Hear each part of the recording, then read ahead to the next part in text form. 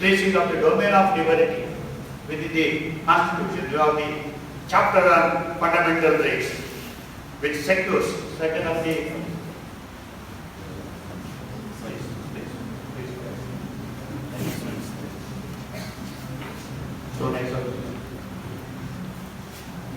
So there is tracing of the domain of liberty, which is a guarantee against the state power in part 3 of the Constitution.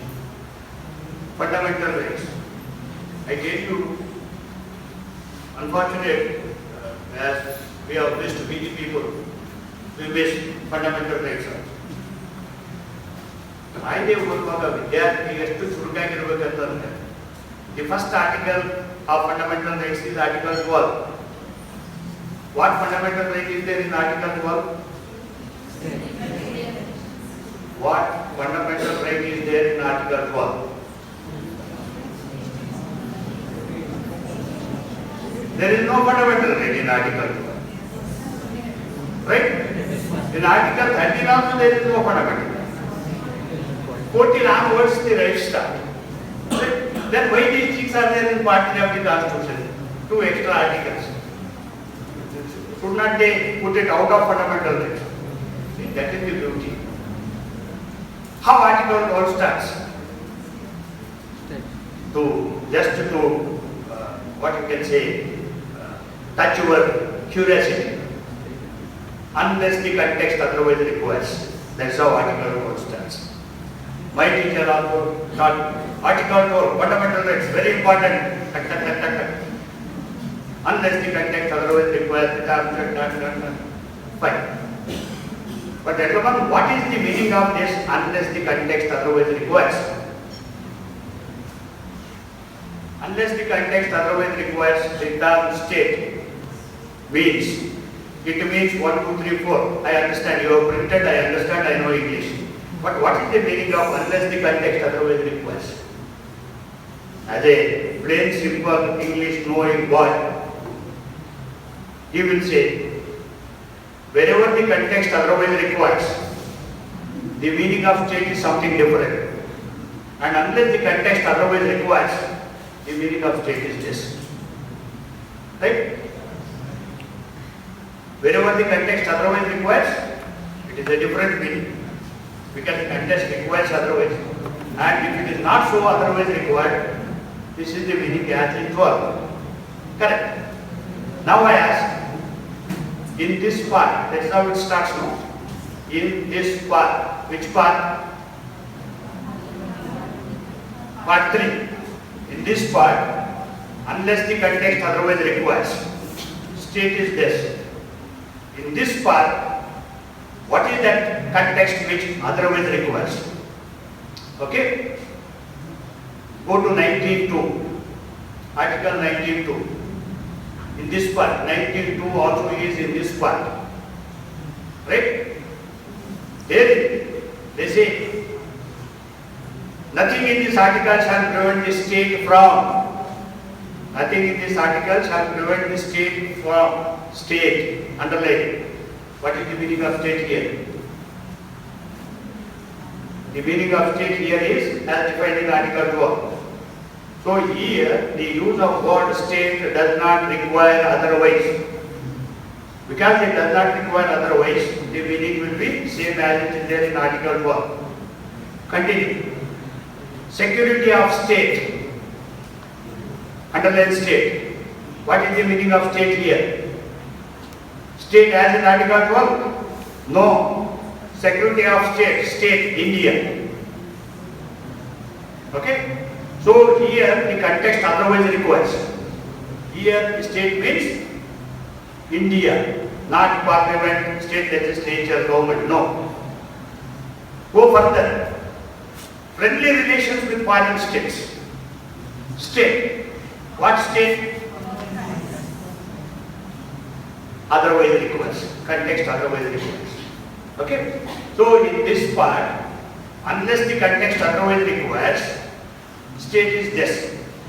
And whenever context otherwise requires, the meaning of state will be something different. Understood? I hope some of you have understood.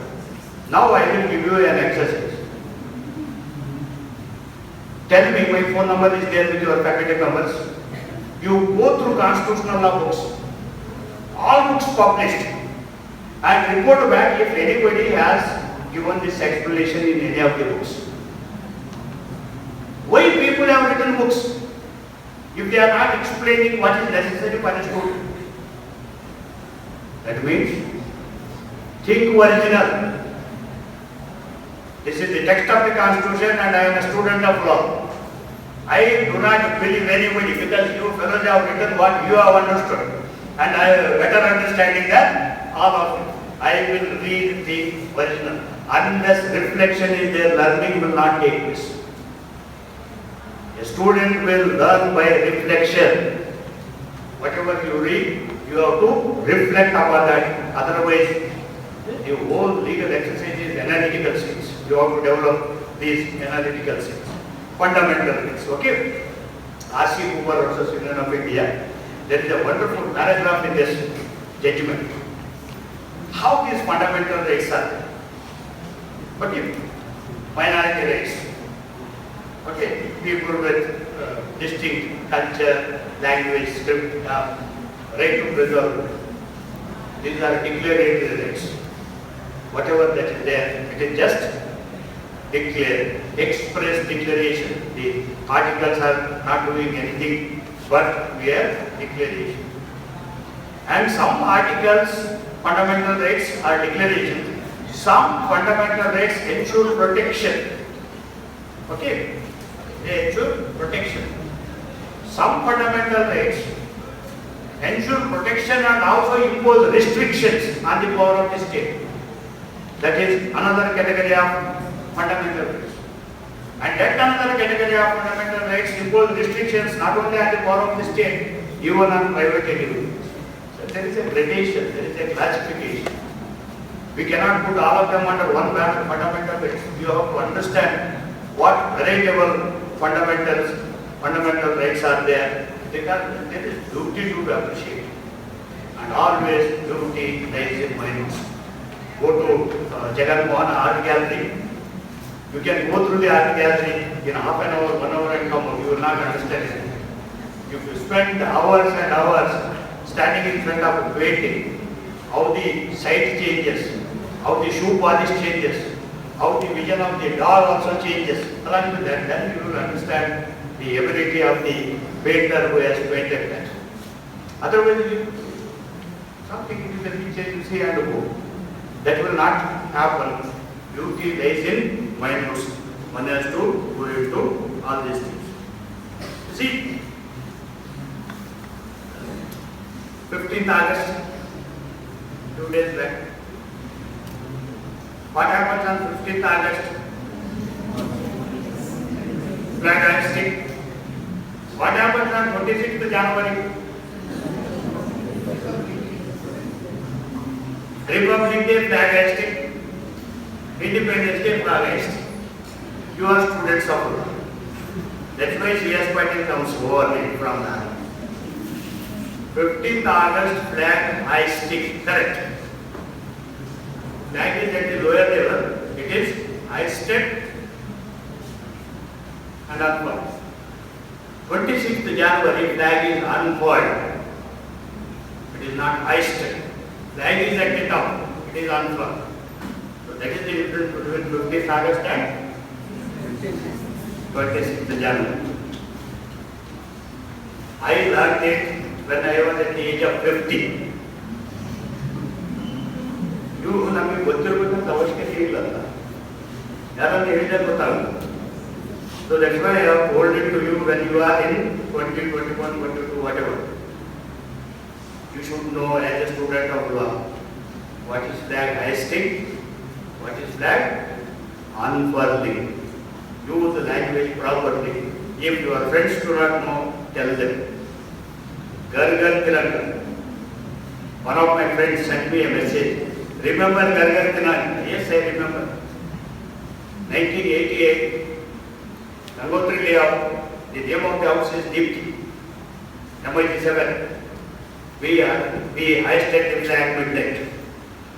Reverend Siddhaya was the Superintendent of Police in Mysore. He came there to see. ಅವರಿಗೆ phone ಮಾಡಿ ಕೇಳಿ, sir ನಾವು ಮಧ್ಯರಾತ್ರಿ ಧ್ವಜ ಹಾರಿಸ್ಬೋದ ಈ ರಾಷ್ಟ್ರದಲ್ಲಿ? ಯಾರಯ್ಯ ನೀವು? ನಾವು ಈಗ ವಿದ್ಯಾರ್ಥಿಗಳು ಅಭ್ಯಾಸ ಮಾಡೋದಕ್ಕೆ ಬಂದಿದ್ದೀವಿ. ಸರಿ, ನೀವು ಇಂಥ ರಾಷ್ಟ್ರಭಕ್ತರಿದ್ರೆ ನಿಮ್ಮನ್ನು ನಾವು ತಡೆ ಹಿಡಿಯೋ ಹಾರಿಸಿ ನಾವು ಬರ್ತೀನಿ. So we have got a small flag and we hoisted it. So ನಾವು ಇಟ್ ಇಸ್ ಗದರ್ Tiranga. We started it. That is the thing. We should know flag code. We should know inserts to National Honor Act. We should know how upright we should be when we stand to swing national anthem and how the salute should be. No. We should know how to respect. So that is Republic Day. This is Independence Day. Okay. What is Republic? I tell you, ಒಂದು ಕೆಲಸ ಮಾಡಬೇಕಿಲ್ಲ, ಗೊತ್ತಿದೆ ಅಂತ ನಾವು ಏನು ಅನ್ಕೊಂಡಿವಲ್ಲ ಇದೆಲ್ಲ ಗೊತ್ತಿಲ್ಲ ಅಂತ ತಿಳ್ಕೋಬೇಕು. Republic, republic. Gentlemen, tell me what is republic? Two things. If you see this word republic in the name of any country, you should take it for granted that this is a country which is based on equality between individuals.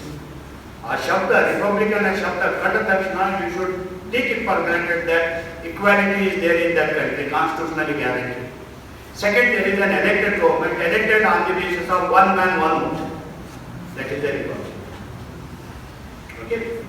We the people of India on this 26th November 1949, right?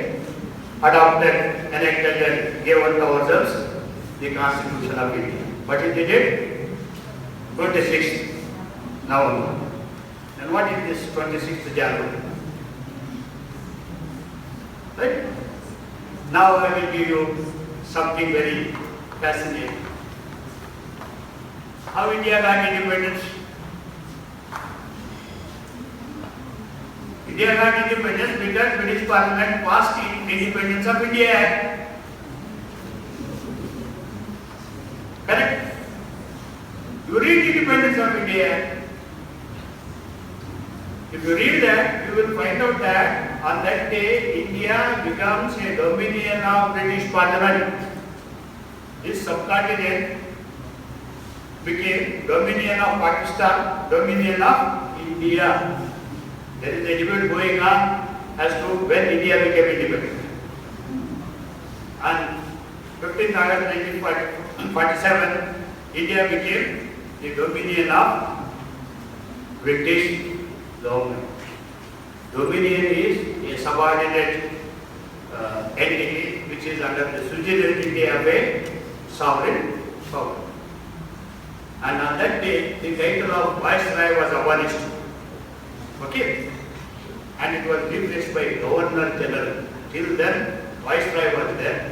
And after 15th August 1947, Governor General is there. Okay? And on 15th August 1947, Lord Mountbatten took oath as the first Governor General of India. Right? So he was there, Governor General, and our country comes into existence. And in 1950, Chakravarti Rajagopalachari was appointed the first Governor General of India, appointed by the Queen. These things are happening after independence. So Rajagopalachari was appointed. Then the Constituent Assembly elected Dr. Rajendra Prasad as President of India. Constituent Assembly elected. He became the President of India. Later the first Parliament also was elected. And all those provisions that were necessary to conduct the elections, general elections, citizenship, election provisions, etc., all these provisions came into force on 26th January 1950. Paving the way for elected government, and the first Parliament was elected. In turn, Babu Rajendra Prasad was again elected as President of India. That's how India becomes a republic. India will not become republic on this spot. It is through a process that India became republic. Because all these provisions related to election and citizenship were brought into force on 26 January. 26 January is considered as Republic Day.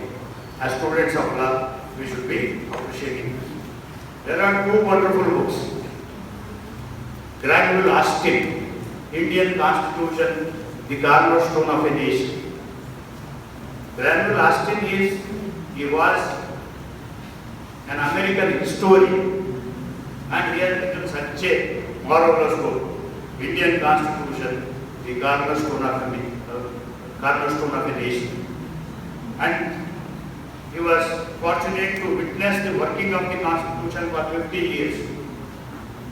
And when India celebrated its golden jubilee, he wrote another book, Working of a Democratic Constitution.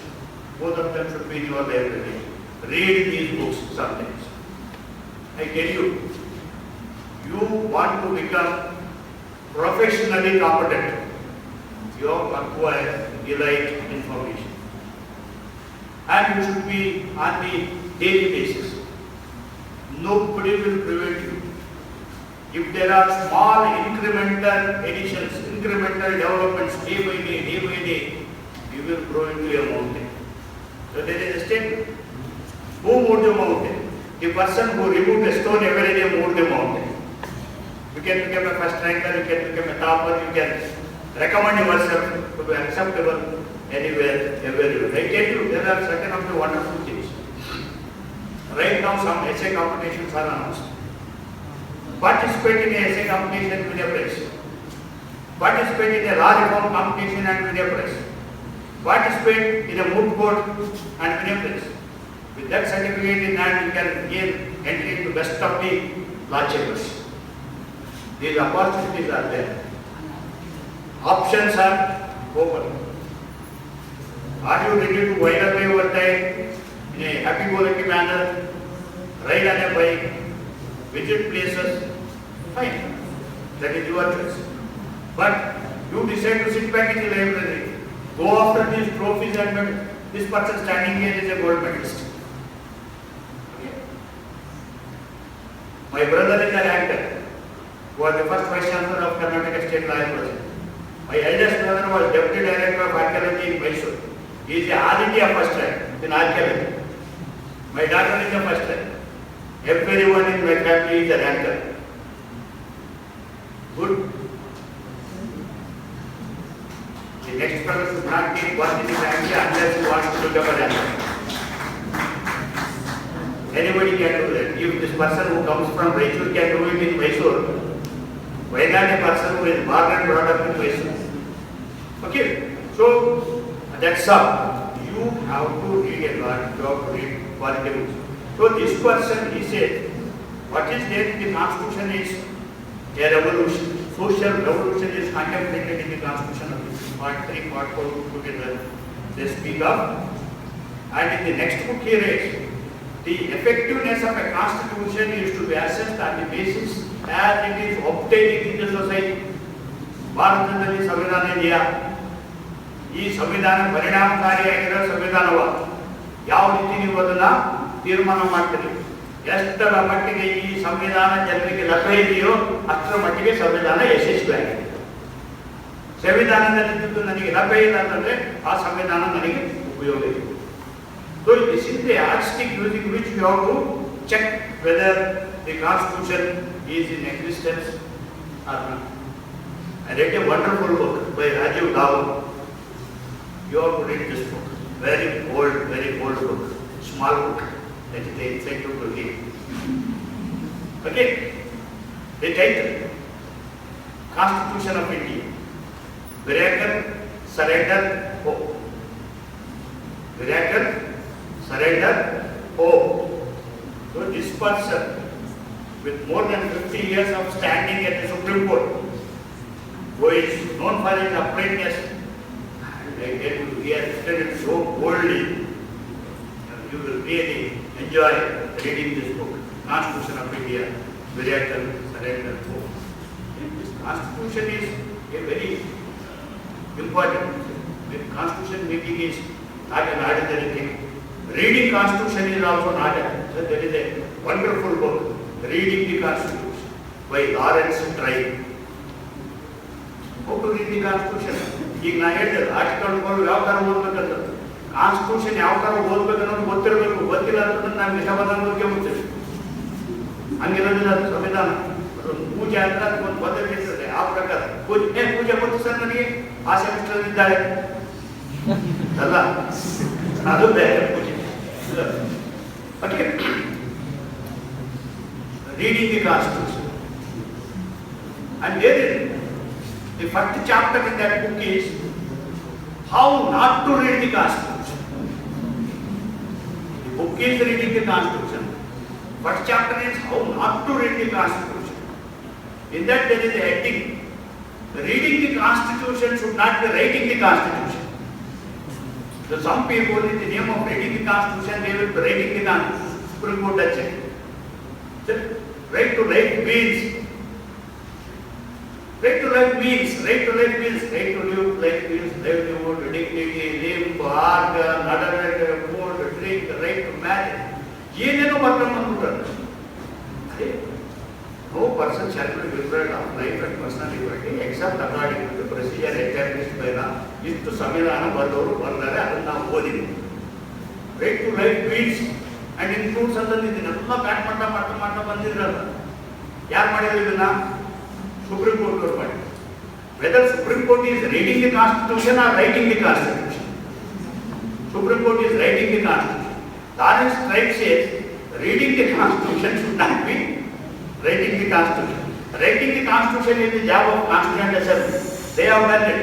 And if there is a change necessary, Parliament will amend the Constitution. You gentlemen read the Constitution. Don't write the Constitution. Such a wonderful. But what happens in a Constitution? Constitution is a paper. Right? It is a document. And we say Constitution, making the Constitution is a bold exercise on the part of a nation to create a document which will control not only every organ that is created under the Constitution, but also the people who created that Constitution. That is the document. It is not an ordinary exercise. And about this person, Rajiv Dhawan, has written in a very, very satiric manner what the Constitution originally meant and how we have gone through implementing that Constitution over a time. Patil ಅವರು ಪುಸ್ತಕ ಬರೆದಿದ್ದಾರೆ. God save the Honorable Supreme Court. God save the Honorable Supreme Court. ದೇವರೇ supreme court ಅನ್ನು ಕಾಪಾಡು. Read it. This is a wonderful book. And Patil is not an ordinary person. Indian legal system cannot be saved. State of the nation. Before memory fades in his autobiography, God save the Honorable Supreme Court. Harmony, disharmony, 2 books. This is not part of the syllabus. That's why you can read it. Okay, happily. All wonderful books. ಓದಿಲ್ಲ ಅಂದ್ರೂ ನಾನು ಒಂದು technique ಹೇಳಿದ್ದಲ್ಲ, ಅಷ್ಟು ಮಾಡೋದು. Okay, so all wonderful books. And ಅಲ್ಲಿ ಏನಿದೆ ಅಂತಂದರೆ ಅಲ್ಲಿ ಯಾಕೆ ಅದು ಹೆಸರು ಹೆಂಗೆ ಯಾಕೆ ಬರ್ತಿದ್ದಾರೆ, god save the honourable supreme court ಅಂತ ಯಾಕೆ ಬರ್ತಿದ್ದೀನಿ ಅಂತ ಹೇಳ್ತಾರೆ. ಅಮೆರಿಕದಲ್ಲಿ ಕೋರ್ಟ್ ಬಂದಾಗ, ಸುಪ್ರೀಂ ಕೋರ್ಟ್ ಅಸೆಂಬಲ್ ಆದಾಗ ಅದೊಂದು ಪದ್ಧತಿ. ಏನು ಪದ್ಧತಿ ಅಂದರೆ ಅವರು ಕೋರ್ಟ್ ಆಫೀಸರ್ ಇರ್ತಾರಲ್ಲ, ಅವ್ರು ಅನೌನ್ಸ್ ಮಾಡ್ತಾರೆ, ಏನು ಈಗ ಸುಪ್ರೀಂ ಕೋರ್ಟ್ ಸಭೆ ಸೇರ್ತಾ ಇದೆ, ನಿಮ್ಮಲ್ಲಿ ಯಾರಾದ್ರೂ ಜಗಳ ಆಗ್ತದೆ, ಗೊಂದಲ ಏನಾದರೂ ಇದ್ರೆ ಇಲ್ಲಿ ಬಂದು ಬಗೆಹರಿಸಿಕೊಳ್ಬಹುದು ಅಂತ ಹೇಳಿ ಕೊನೆಗೆ ಹೇಳ್ತಾರೆ, god save the United States of America and god save the honourable supreme court ಅಂತ ಮುಗೀತದೆ. ಅದನ್ನು ತಗೊಂಡು ಇಲ್ಲಿ ಬರ್ತದೆ, god save the honourable supreme court. ಇದರಲ್ಲಿ ಅವರು ಒಂದು ಒಳ್ಳೆ ಸೆಂಟೆನ್ಸ್ ಬರ್ತದೆ, ಏನಂತಂದರೆ great institutions have ability to survive the onslaught of unscrupulous incumbents. There will be great institutions, office of president, prime minister, chief justice, all constitutional authorities, election commission.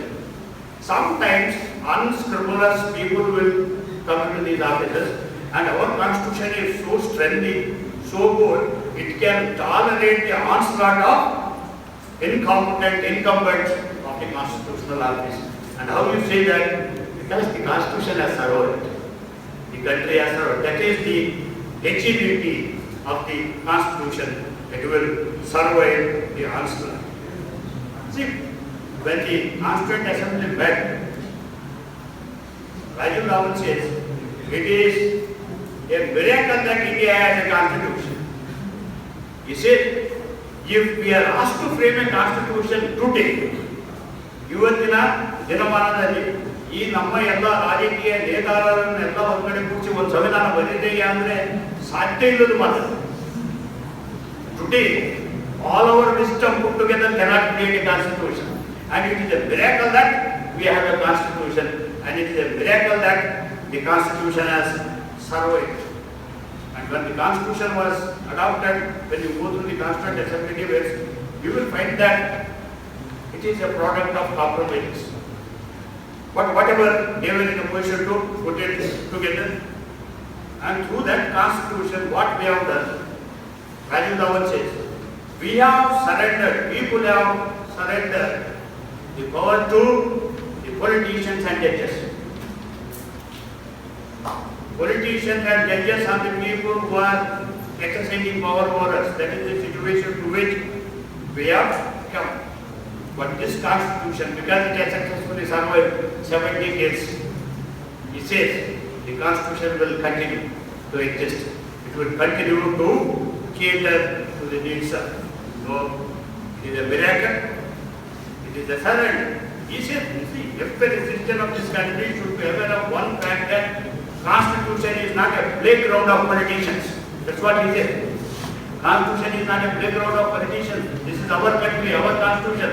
You behave. That should be the competence and capability of. There was one D.R. Krishnamurti in Mysore. You are not aware of People's Book House. Is it, sir? No. There used to be one People's Book House in front of Jagan Mohana Palace. If you go to buy a law book in that shop, you should note the title of that book properly. If you tell some crazy title, he will not sell you the book. Very, very difficult person. He was secretary of PUC. He was writing a Runa in Mysore. And it appeared in the newspapers. One day he went to DC office. Sahib, ಸ್ವಲ್ಪ ಬನ್ನಿ, ಸ್ವಲ್ಪ ಹೋಗಿ ಬರೋಣ ಮೈಸೂರಲ್ಲಿ. ಕೆಳಗಡೆ ಬಂದು car ಬೇಡ sir, ನನ್ನ ವೆಹಿಕಲ್ ಇದೆ, ಹೋಗೋಣ ನನ್ನ ವೆಹಿಕಲ್ ಮೇಲೆ. ಇವ್ರ ವೆಹಿಕಲ್ ಏನು? ಲೂನಾ. ಲೂನಾ ಅಂದರೆ first generation Luna. You have not seen that.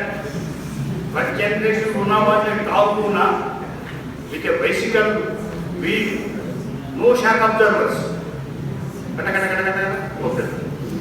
ಅದ್ರ ಮೇಲೆ ಡಿ ಸಿ ಕುಂದಿಸ್ಕೊಂಡು ಪಾಟ್ ನೋಡಕ್ಕೆ ಇಲ್ಲಿ ಜಂಪ್ ಮಾಡ್ತಾವೆ ಕಂಟ್ರು ನೋಡಿ ಸರ್ ಗೊತ್ತಾಯ್ತು ಇಡ್ಸಿ sir. And potholes were filled. That was the lesson that was given by a citizen of Mysore to the DC of Mysore. ನೀರು ಬಂದಿಲ್ಲ, corporation ನೀರು ಬಂದಿಲ್ಲ, ಶಂಕರ್ಲಿಗೆ ಹೋಗ್ರು. ಇವಾಗ ಕಾರ್ಪೊರೇಷನ್ ಬಂತು, ಅಲ್ಲಿ ಟ್ಯಾಂಕರ್ ಮನೆ ಮನೆಗೆ ಒಂದು ಕಡೆ ಟ್ಯಾಂಕರ್ ನಿಲ್ಲಿಸ್ಬಿಟ್ಟು ಬನ್ನಿ ನೀರು ತಗೊಂಡು ಹೋಗಿ ಎಲ್ಲ ಲೇಡೀಸೆಲ್ಲ ಬಕೆಟ್ ಕೊಡೋಕ್ಕಾಗಲ್ಲ. ಯಾರು ಬೇಡ ಹೋಗ್ಬೇಡಿ, ಕಾರ್ಪೊರೇಷನ್ ಮನೆ ಮನೆಗೆ ಬಂದು ನೀರು ಕೊಡಬೇಕು. ಅವ್ರು ನಿಂತಾರೆ, ನಾವು ಅವ್ರು ಗುಲಾಬ್ರ ಟ್ಯಾಂಕರ್ ತಂದು ನಿಲ್ಲಿಸ್ಬಿಟ್ರೆ ನಾವೆಲ್ಲ ಬಕೆಟ್ ಹೋಗ್ರೆ ಅಲ್ಲಿ ಹೋಗ್ತಾ ಇರ್ಬೇಕು. ಇದು ಮೈಸೂರು, ನಾವು ನಾಗರಿಕರು, ಮನೆ ಮನೆಗೆ ಬಂದು ನೀರು ಕೊಡಬೇಕು. ಪ್ರಜ್ಞಾವಂತ. That is living in Mysuru. That is the people of Mysuru. Mysuru ಬಗ್ಗೆ ನೀವು ತಿಳ್ಕೊಳ್ಳಿಲ್ಲ ಅಂತಂದ್ರೆ ನೀವು ಮೈಸೂರಲ್ಲೇ ಇಲ್ಲ. I will give you one example, one illustration which I learned when I was reading a book. A singer, classical singer from Dharwad was invited to Mysore to give a concert. He performed. It was a local ಪತ್ರಿಕೆ, mostly Sadhvi. ಆ ಪತ್ರಿಕೆಯಲ್ಲಿ ಅದ್ರ ಬಗ್ಗೆ ಒಬ್ಬರು ಟೀಕೆ ಬರೆದ್ಬಿಟ್ರು. ಅವರ ಹಾಡಿನದರಲ್ಲಿ ಈ ಥರ ಎಲ್ಲ ತಪ್ಪುಗಳಿತ್ತು ಅಂತ. ಅದನ್ನು ಓದೋರೊಬ್ಬರು ಪ್ರಜ್ಞಾವಂತರು ಆ ಪೇಪರ್ ತಯಾರಿಸಿಕೊಂಡು ಅವ್ರು ಮನೆಗೆ ಹೋದ್ರು. ಯಾರಯ್ಯ ನಿನಗೆ ಅಧಿಕಾರ ಕೊಟ್ಟವರು ಇದನ್ನು ಬರೆಯೋದಕ್ಕೆ? ನೀನು ಒಬ್ಬನೇ ಬುದ್ಧಿವಂತ, ನಾವೆಲ್ಲ ಬೆದ್ರ. ಹೌದು, ಅವ್ರು ಹಾಡಿದ್ರಲ್ಲಿ ಮಿಸ್ಟೇಕ್ ಆಗಿತ್ತು. ಎಲ್ಲರಿಗೂ ಗೊತ್ತಿದೆ, ಸಭೆಯಲ್ಲಿ ಕೂತಿದ್ದ ಎಲ್ಲರಿಗೂ ಗೊತ್ತಿದೆ, ಎಲ್ಲರೂ ಬಾಯಿ ಮುಚ್ಕೊಂಡು ಕುಂತಿರ್ಬೇಕಾದ್ರೆ ನೀನು ಯಾಕೆ ಬಂದೆ? ಮೈಸೂರು ಮರ್ಯಾದೆ ತೆಗೆದರು. ಅವರು ಮೈಸೂರಿಗೆ ಬಂದಿರೋ ಅತಿಥಿಗಳು, ಅವರನ್ನು ನಾವು ಆಹ್ವಾನಿಸಿದಾಗ ಅವ್ರು ಬಂದರು, ಕರೆದು ಅವ್ರಿಗೆ ಅಸಹ್ಯ ಮಾಡೋ ಪದ್ಧತಿ ಮೈಸೂರು ಸಂಸ್ಕೃತಿ ಅಲ್ಲ. ನೀವು ಅಯೋಗ್ಯರಿದ್ರೆ ಸುಮ್ಮನೆ ಇರಿ, ಬೆತ್ತ ಈ ಥರ ಏನೇನೋ ಬರಿಬಾರ್ದ್ರಿಂದ ಅವರು ಅವ್ರಿಗೆ ಬೈದು ಬಂದಿದ್ದಂತೆ ಇದು ಒಂದು ಪುಸ್ತಕದಲ್ಲಿ ದಾಖಲಾತಿ. That is Mysuru. Mysore is not an ordinary place. And unless we know what is Mysore, we will not understand what we are doing sitting here in Mysore. That is the difference. These institutions are great. The foundation is totally perfect. So we alert, we aware of what the requirements of being a Mysorean are. Not that simple. You should be, there is a duty, fundamental duty on every one of us to be the right thinking, active citizens of this country. In the Constituent Assembly of the Constituent Assembly, all of them, Dr. B.R. Ambedkar, Baba Rajan, everyone spoke with the one voice. They spoke with one voice about the Constitution. The statement of Dr. Baba Rajan Prasad goes like this: whatever the Constitution we are cannot provide, the welfare of the country will depend upon the way in which the country is administered. That will depend upon the men who administer it.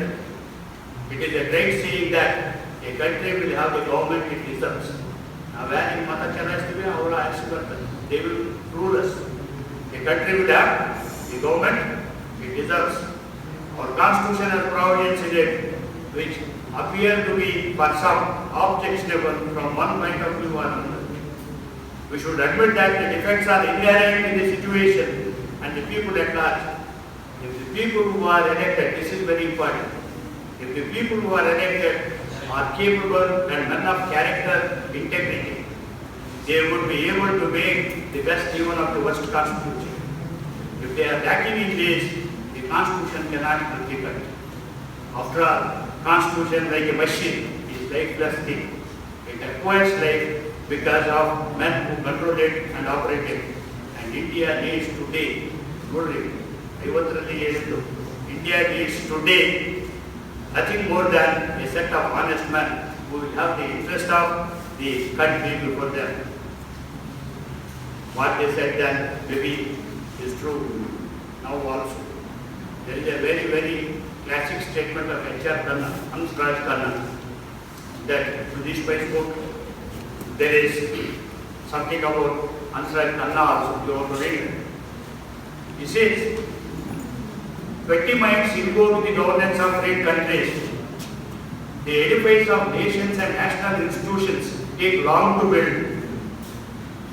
We are delved in the story of sweat, blood and tears, of untold suffering and sacrifice, yet they can be vanished overnight by the folly of man's petty-mindedness. If the founding fathers of the Constitution have given us this Constitution, we are the custodians of this Constitution and we should keep it. The Constitution is not a parchment of paper, it is a way of life and it has to be lived up to. That is statement of Hansraj Khanna in his book, Law in the Making. It is a wonderful document. When India was to be given independence, Patil was the Prime Minister of England. Winston Churchill opposed. He was of the opinion that Indians should not be given independence and they are not worth keeping that independence. And he has made a very, very poignant statement which is on record. He said, freedom, that is power, power will go to the hands of rascals, rogues and freebooters. That is how we address Indians. Power will go to the hands of rascals, rogues, freebooters. All Indian leaders will be of low caliber and men of straw. They will have sweet tongues and silly hearts. They will fight among themselves for power and India will be lost in the political squabbles. is what Mr. Churchill said. At least for the reason that the fellow had so much of contempt towards our leadership, our quality and everything, we should behave in a better manner, and India definitely deserves a better governance. If you look into the FGD, our performance is very, very low, but as Rajiv Dhawan has said, we have hope. Constitution is a document which confers hope on us, and the hope is with you, ladies and gentlemen, who will be there in the portals of law schools and who will be walking into the institutions of great importance. It is up to you to uphold this Constitution. That is the value of the Constitution. As I was illustrating, there is beauty in every aspect of the Constitution if we have only that inclination to learn. If we have inclination to learn, you can grow unlimited.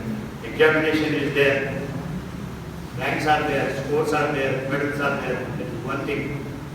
And becoming a competent and capable individual who can stand up upright as a citizen of this country is something different.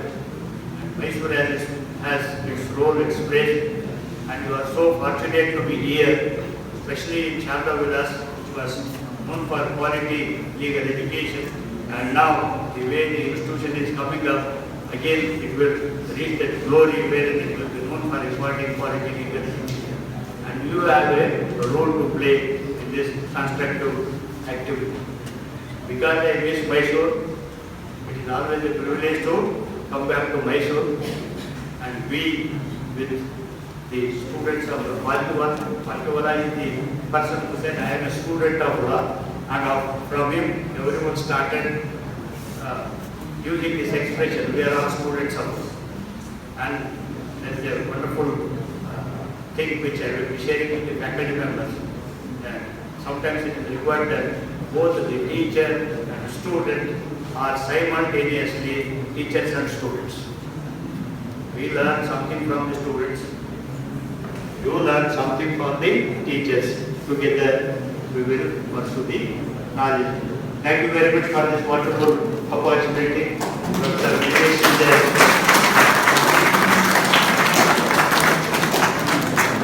So then I conclude. Thanks a lot.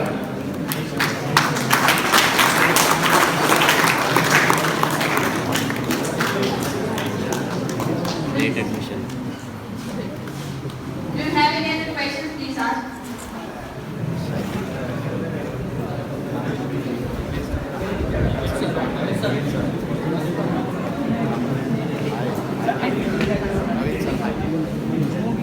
Any questions?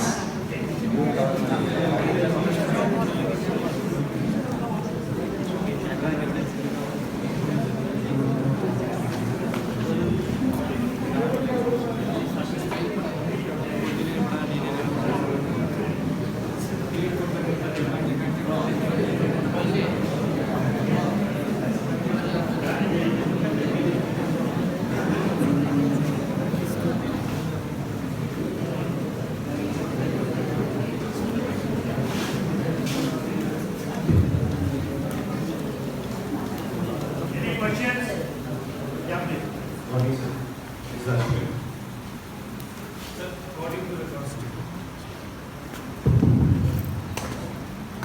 What is your take on women's not entering to certain temples? What is the provisions according to the Constitution and the fundamental rights? And why is some certain section of people not allowed to enter some premises or temples? That's the question. Good. About this, there was a debate in Nalsa, Law University, Hyderabad. A student asked this question to Sadhguru. Sadhguru is from Mysore again. Jeki was there. And if you Google it, you will get that. He has given a wonderful answer. I will repeat the same. Okay. Men do not go to ladies' toilet. Why? Because they know they are men. That's what Sadhguru said. Right? According to, I am not an expert in that, as the gurus have explained, there are reasons as to why somebody is going there, somebody is not going there, Shastric interpretations. I do not know. Whether scientific or unscientific, I do not know. That is how it has come. But as a student of constitutional law, I will tell you something. Equality is of different types. One is formal equality. I am sitting here and I make a person belonging to a lower caste to sit on the floor. It makes difference. It is not acceptable. I should offer him a chair equal with me. This is formal equality. If you place that person who is not having proper food to eat on a chair, what is that you have done? Whether his life improved? His life will not improve. Substantive equality is something different. And in some situations, formal equality is equally important. In some situations, formal equality is a nullity. It achieves no purpose. You have to speak of substantive equality. Symbolism. Some people, they have no alternative but to assert themselves. Jehovah's Witnesses case, you have read, Vijay Emmanuel versus Kerala. And these Jehovah's Witnesses have fought litigation everywhere and anywhere, in Australia, in Canada, in UK, in US, in all these systems they have fought litigation up to the Supreme Court or the High Court in Australia, the Supreme Court, High Court. Okay, they have fought litigation because they want to assert their existence. Well, existence is at stake. Formal equality becomes. Mandla versus W. Sikh boy's turban's case. One boy with this tufted turban was taken for admission to a school in England. He was not admitted because hat is compulsory in that school. This crew cut. And they took admission in some other school and they fought litigation of the House of Commons and they won it also. Okay? In this country, we have no freedom to ask a question whether these ladies perform puja. Even ritualistic idara, ಧರ್ಮದಲ್ಲಿ ಹಿತಾಸಕ್ತಿ ಇದೆಯಾ? ಇವರು ಪೂಜೆ ಮಾಡಕ್ಕೆ ಹೋಗ್ತಾರೆ, ಇವತ್ತೇ ಪೂಜೆ ಮಾಡ್ತಾರೆ, ಮೊದಲಿಂದ ಪೂಜೆ ಮಾಡ್ತಾರೆ, ಯಾವುದೋ ಪೂಜೆ ಇದನ್ನು ಕೇಳೋ ಅಧಿಕಾರ ನಮಗಿಲ್ಲ. Equality of access to the temple, whatever that came to the Supreme Court, is formal. Okay?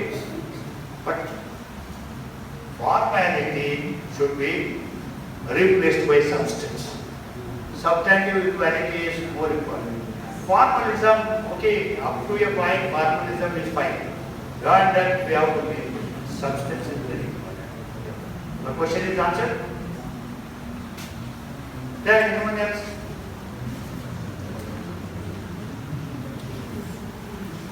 Yeah, please, ma'am. Sir, you said about Winston Churchill, what he told about Indians. Winston Churchill's statements, what he told about how Indians would vote.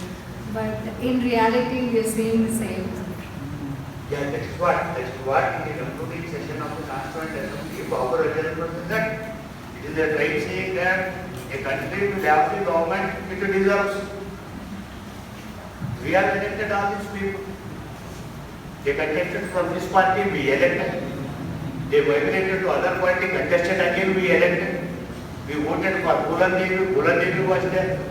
We voted for Bodanda Ramaya, student of police, he was there. See, we the people. Okay. But can't it be like, why are we not having any criteria, like minimum criteria? For every post, we have minimum criteria to eligibility criteria, basically. Why don't we have it for political leaders? This was very vigorously debated in the Constituent Assembly. It was very vigorously debated in the Constituent Assembly, and the Constituent Assembly was of the strong belief that Indians are not so stupid. And now the electorate has proved that they are not stupid. They collect money from one party and vote for another party. In the same election, for the central government they vote for a different party, and for state government they vote for a different party, and they vote differently in panchayat elections. Okay, this is one thing. And second, people who contest. See, we have got nota, right? Nota. But what if nota wins? If all the people vote nota, what should happen? Even after that somebody gets elected. So as conscious citizens we have to argue for it. If nota scores so much, then there should be re-election. Who should bear the cost of re-election? We have the process of your. So what is required is a very strong election commission, which is in a position to translate the will of the people into the state legislature and union legislature. Electoral method. The method that we have is known as first past the post method. Race ನಡೆಯುತ್ತೆ ಇಲ್ಲಿ ವಿವೇಚನ race ನಡೆಯುತ್ತೆ ಪೂಜೆ race ಮೈಸೂರಲ್ಲಿ ನಡೀತದಾ ಎಷ್ಟು ಜನ ಹೋಗಿದ್ದೀರಿ ಪೂಜೆ ರೇಸ್ಗೆ ಎಷ್ಟು ಜನ ನೋಡಿದ್ದೀರಾ ಮೈಸೂರಲ್ಲಿ ಇದ್ದೀರಿ ನೀವೆಲ್ಲ ನೋಡ್ಬೇಕಲ್ಲ ಪೂಜೆ ರೇಸ್ ಎಲ್ಲ ವೇಟ್ ಮಾಡಬಾರ್ದು ನೋಡಕ್ಕೆ ಹೋಗ್ಬೇಕು ಪೂಜೆ ರೇಸಲ್ಲಿ the deciding factor is the tip of the nose of the horse. Tip of the nose of the horse. Whatever tip of the nose of the horse touches the victory line first is the winner. By what lead? By how many horse lengths? It is the material. First past the post. Margin is the material.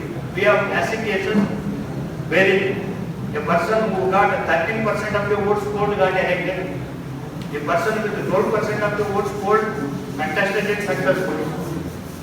And always in India till today, including the record majority, no political party which formed the government at the center secured 50% of the votes polled. Very well. Total electorate is different. Eligible voters is different. We have around 70% of the voting. And in 70% of the voting, always we are ruled by the governments which have not secured even 50% of the votes polled because of the multicultural test. Minority. That's why J.S. Will said, majority of majority will, and often it is the minority of vote. In a democracy, always people will be ruled by minority government.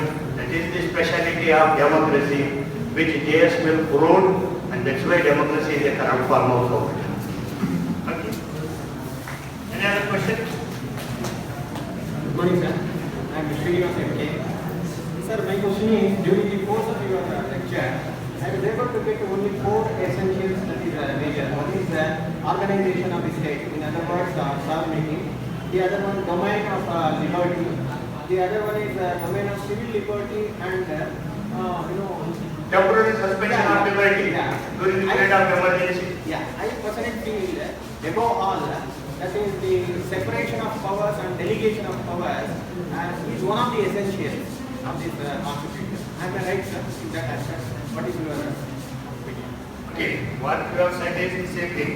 It is like this. I refer to one thing. Structuralization of power. Okay? When you say this is executive power, this is legislative power, this is judicial power, separation of powers, division of powers, this is called structuralization of power. ಅದು ಅಚ್ಚು ಸಂವಿಧಾನದಲ್ಲಿ ಅಧಿಕಾರ ಯಾವ ರೀತಿ ಚಲಾಯಿಸಬೇಕನ್ನ ಅಚ್ಚುಗಳನ್ನ ತಯಾರು ಮಾಡಿ ಇಟ್ಟಿರ್ತಾರೆ. ಅಧಿಕಾರ ನೀವು ಯಾಕೆ ಕೊಟ್ಟರು ಅದೇ ಅಚ್ಚಲ್ಲಿ ಹಾಕಬೇಕು, ಅದು ಅದೇ ರೀತಿ ರೂಪ ತೆಗೆದುಕೊಳ್ಬೇಕು. ಅದು ಆ ರೂಪ ಬಿಟ್ಟು ಬೇರೆ ರೂಪ ಬಂತಂತಂದ್ರೆ ಪರ್ವರ್ಷನ್ ಅದು. Okay, what you have in the Indian Constitution is structuralization of power. And what happens when one authority exceeds its power? There should be some other authority to stand up and say, shut up, what are you doing? What is required? Advocates are here. We have forgotten the past. I tell you, if you read Roses in December, the next edition of Roses in December, the autobiography of M.C. Chawla, he has added one more chapter, epilogue. In epilogue, he contrasts the role played by M.C. Setalvad the first Attorney General of India, to the role performed by Delegate Day during the period of emergency. He was the Advocate General. He said, there is an Advocate General, MC Segarwal was sitting in the Supreme Court, quota number 1. If the court is about to adopt an interpretation of a constitution which is favorable to the government, but it is not the right interpretation, you will stand up and say, my lords, don't go. Don't follow that line of interpretation. Even if it is favorable to an Attorney General is there as an agent of justice and not as a mouthpiece of the ruling government. That is the teacher required. So if an advocate is sitting there in the court, judge should be scared. Separation of powers. Who is the power holder? If this fellow wants to exceed power, he should not gather courage. That should be the nature of the incumbent of the other office. ಹಂಗಿರ್ಬೇಕು. ಎಲ್ಲ ಕಡೆ ಇಲ್ಲಿ ಕುಡಿಸ್ಕೊಂಡ್ಬಿಟ್ರೆ ಯಾವ್ದಾಗಿ shirt ಹಾಕೊಂಡು ಹೋಗ್ತಾರೆ. So in the constitution the whole power is structured. Checks and balances are there. ಈಗ ನನಗೆ ಯೋಗ್ಯತೆ ಇಲ್ಲ, ನಿಮ್ಗೆ ಏನಾದ್ರು ಹೇಳಿದ್ರೆ ಹೋಗಯ್ಯ ನಿಂದು ನೋಡ್ಕೊಂಬೋದು ಅಂತ ಹೇಳ್ತಿದ್ದಾರೆ ಅಷ್ಟೇ ಆಗುತ್ತೆ. If I am competent and capable, I should be in a position to exercise my power as it is ordained in the constitution, then the other fellow will behave. Because I am incompetent. The only hope is that the institutions will survive and someday some right people may come and occupy. See, we did not know what is the election commission came into the office. And one man Session came into that office and then he proved to the whole nation as to what is the election commission. We were not knowing what is the power of election commission. Like that, some great people will come sometimes in the growth of the nation and they will make difference. Sir, absolute discretion is the blasphemy of the Constitution. But is that? Absolute discretion is the blasphemy of the Constitution. So when a power is given to one individual or a group of individuals, it becomes absolute discretion and it is a blasphemy of Constitution. That is what's your take? This is the rule of the society. What is the rule of the society? Absence of discretion. Not absolute. Even wide discretion is not permitted in this country. There is nothing like absolute discretion in this country. No. It is not permitted under the Constitution and it is not there in this country. There is no absolute discretion. And discretion is a very wonderful. There is one case, Nagendra Rao versus AP. Somewhere in 96, somewhere around that, Supreme Court case. See, power is purposive. Okay? Discretionary power is also conferred with a purpose.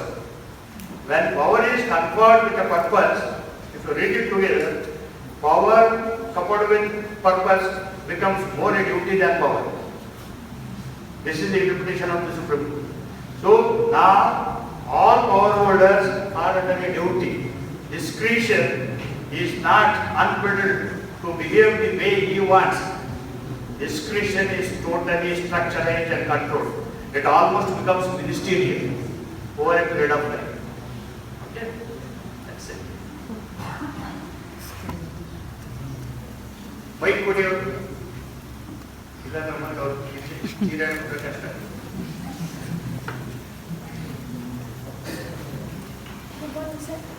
Sir, my question is. Good morning, sir. My question is, can we grant bail to the person who is detained under preventing detention laws? Preventive detention. These are the very dangerous problems. Detention is for nothing done.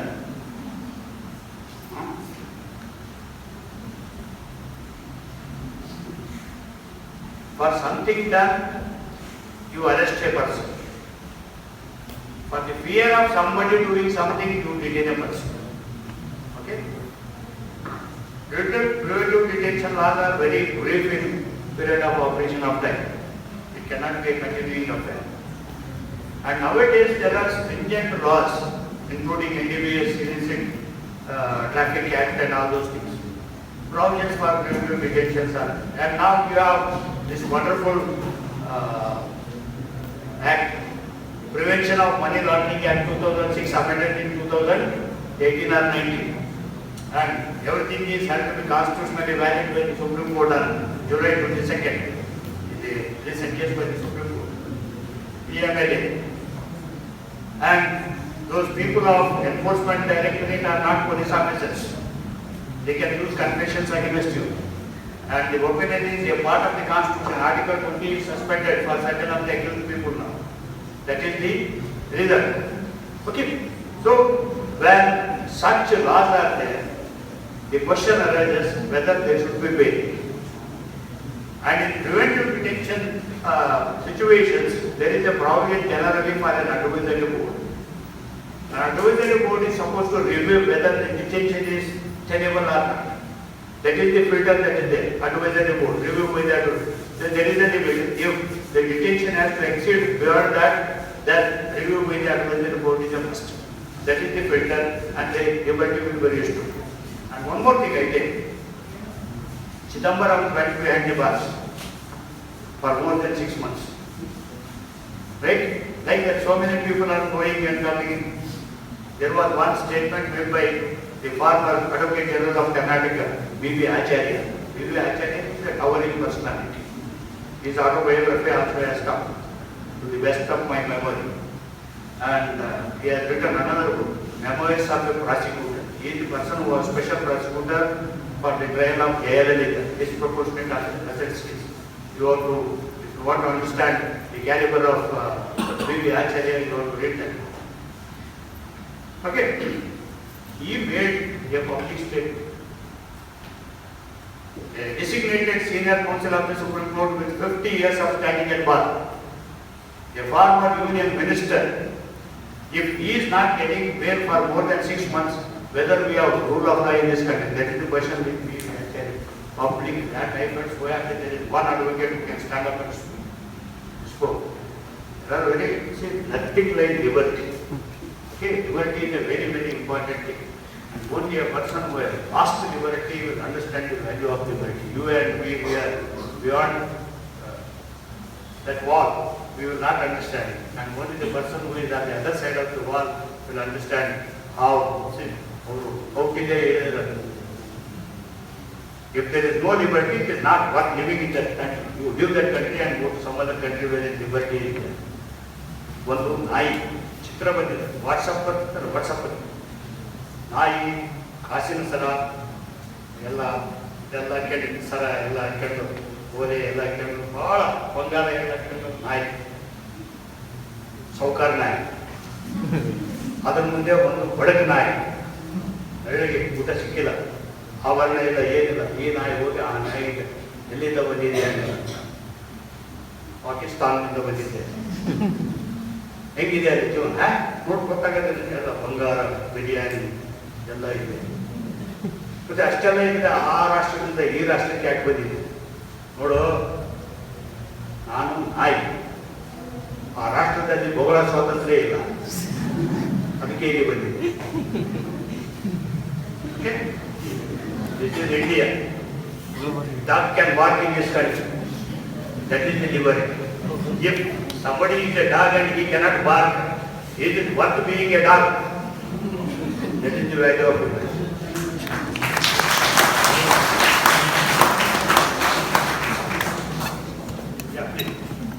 Sir, ಈಗ ನಾವು ರಾಜಕೀಯ ಪಕ್ಷಗಳು ಪ್ರತಿ ಬಾರಿನೂ ಕೇಳ್ತಾ ಇರ್ತಾರೆ, ನಾವು ಸಂವಿಧಾನ ಬದಲಾಯಿಸ್ತೀವಿ ಅಂತ. ಇನ್ನು ಕೆಲವರು ನಾವು ಬದಲಾಯಿಸೋಕೆ ಬಿಡಲ್ಲ ಅಂತಾರೆ. ಅವ್ರ ಮಾತು ಸೇರ್ಕೊಳ್ಳೋಣ. ಈಗ ಸಂವಿಧಾನದ ಬಗ್ಗೆ ತುಂಬ ತಿಳ್ಕೊಂಡಿದ್ರ, ನಿಮ್ಮ ಪ್ರಕಾರ ಒಪಿನಿಯನ್ ಏನು? ಸಂವಿಧಾನ ಬದಲಾಗ ಅಗತ್ಯ ಇದೆಯಾ ಇಲ್ವಾ? Keshavananda Bharati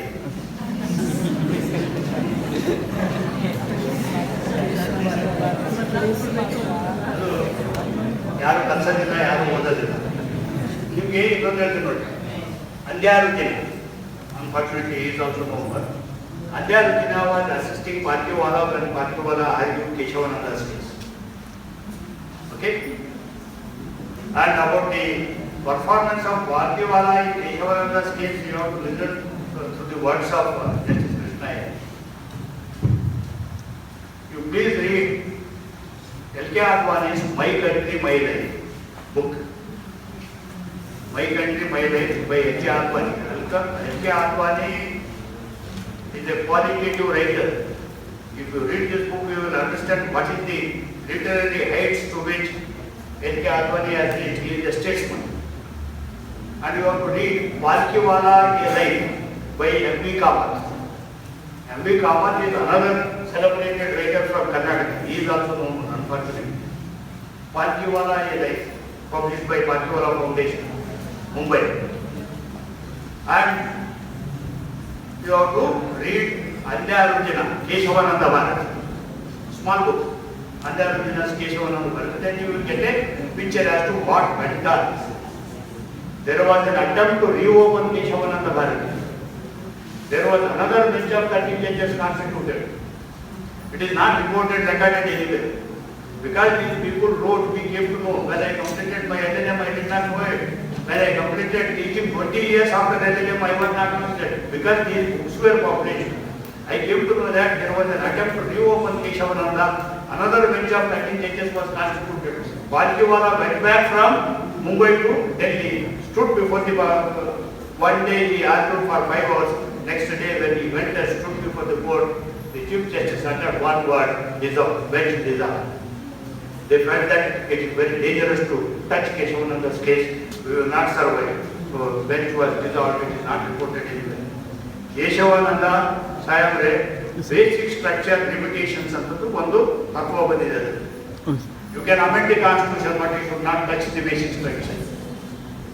Nobody can touch the basic structure. Any government, ನೀವು ಕಮ್ಯುನಿಸ್ಟ್ ಪಕ್ಷನ ಬಹುಮತದಿಂದ ನೀವು ಆರಿಸಿ ಪಾರ್ಲಿಮೆಂಟ್ಗೆ ಕಳಿಸಿದ್ರು ಅವರು ಪಾರ್ಲಿಮೆಂಟ್ ನಲ್ಲಿ ಕೂತ್ಕೊಂಡು ಪ್ರಜಾಸತ್ತಾತ್ಮಕ ಆಡಳಿತ ನೀಡಬೇಕೇ ಹೊರತು communist this constitution cannot be changed. There are limitations which are inherent. Why? Because that is the constitutive power. But the years are there. If the country decides, they can have a new constitution. If a political party decides, they cannot change the constitution. That is the difference. But they can tinker with the constitution. Basic structure cannot be changed. It will remain. And there are, see, that is the beauty of when Keshavananda Swamiji expired. Somebody asked, what is your opinion about this? I said, it is Palkiwala who is to be respected because he is the person who saved this constitution for this country. That's why he is called General of the Navy in the legal profession. It is all because of Palkiwala, the type of advocate you have to read about him, learn about him. And when I met M.B. Kamath in Udupi, he thanked him for writing that marvelous book. Then he took my hand, shook my hand and said, Patil, thank you very much. Otherwise, where are the people who read? Our author. ಪುಸ್ತಕ ಬರೆದಿದ್ದಾರೆ, ಓದಿದವರು ಯಾರೋ ಅವ್ರನ್ನ ಭೇಟಿಯಾಗಿಲ್ಲ. ನಾನು ಒಬ್ಬ last page ನಮ್ಮ ಓದಿ ಭೇಟಿಯಾಗಿದ್ದೆಲ್ಲ ಅವರಿಗೆ ಸಂತೋಷ ಆಗುತ್ತೆ. ನಾನು ಬರ್ತಿದ್ದೇನೆ ನಮ್ಮ ಪುಸ್ತಕ ಓದಿ. Please read, they are all wonderful books. Thank you.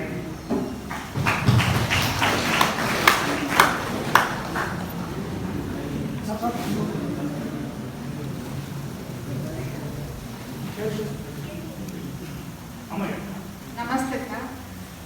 ನನ್ನ ಪ್ರಶ್ನೆ ಏನಂದ್ರೆ, ಈ ರಾಜ್ಯ ನಿರ್ದೇಶಕ ತತ್ವಗಳಿಗೆ ಚ್ಯುತಿ ಆದರೆ ಅದನ್ನ ಯಾಕೆ ಪ್ರಶ್ನೆ ಮಾಡಕ್ಕಾಗಲ್ಲ?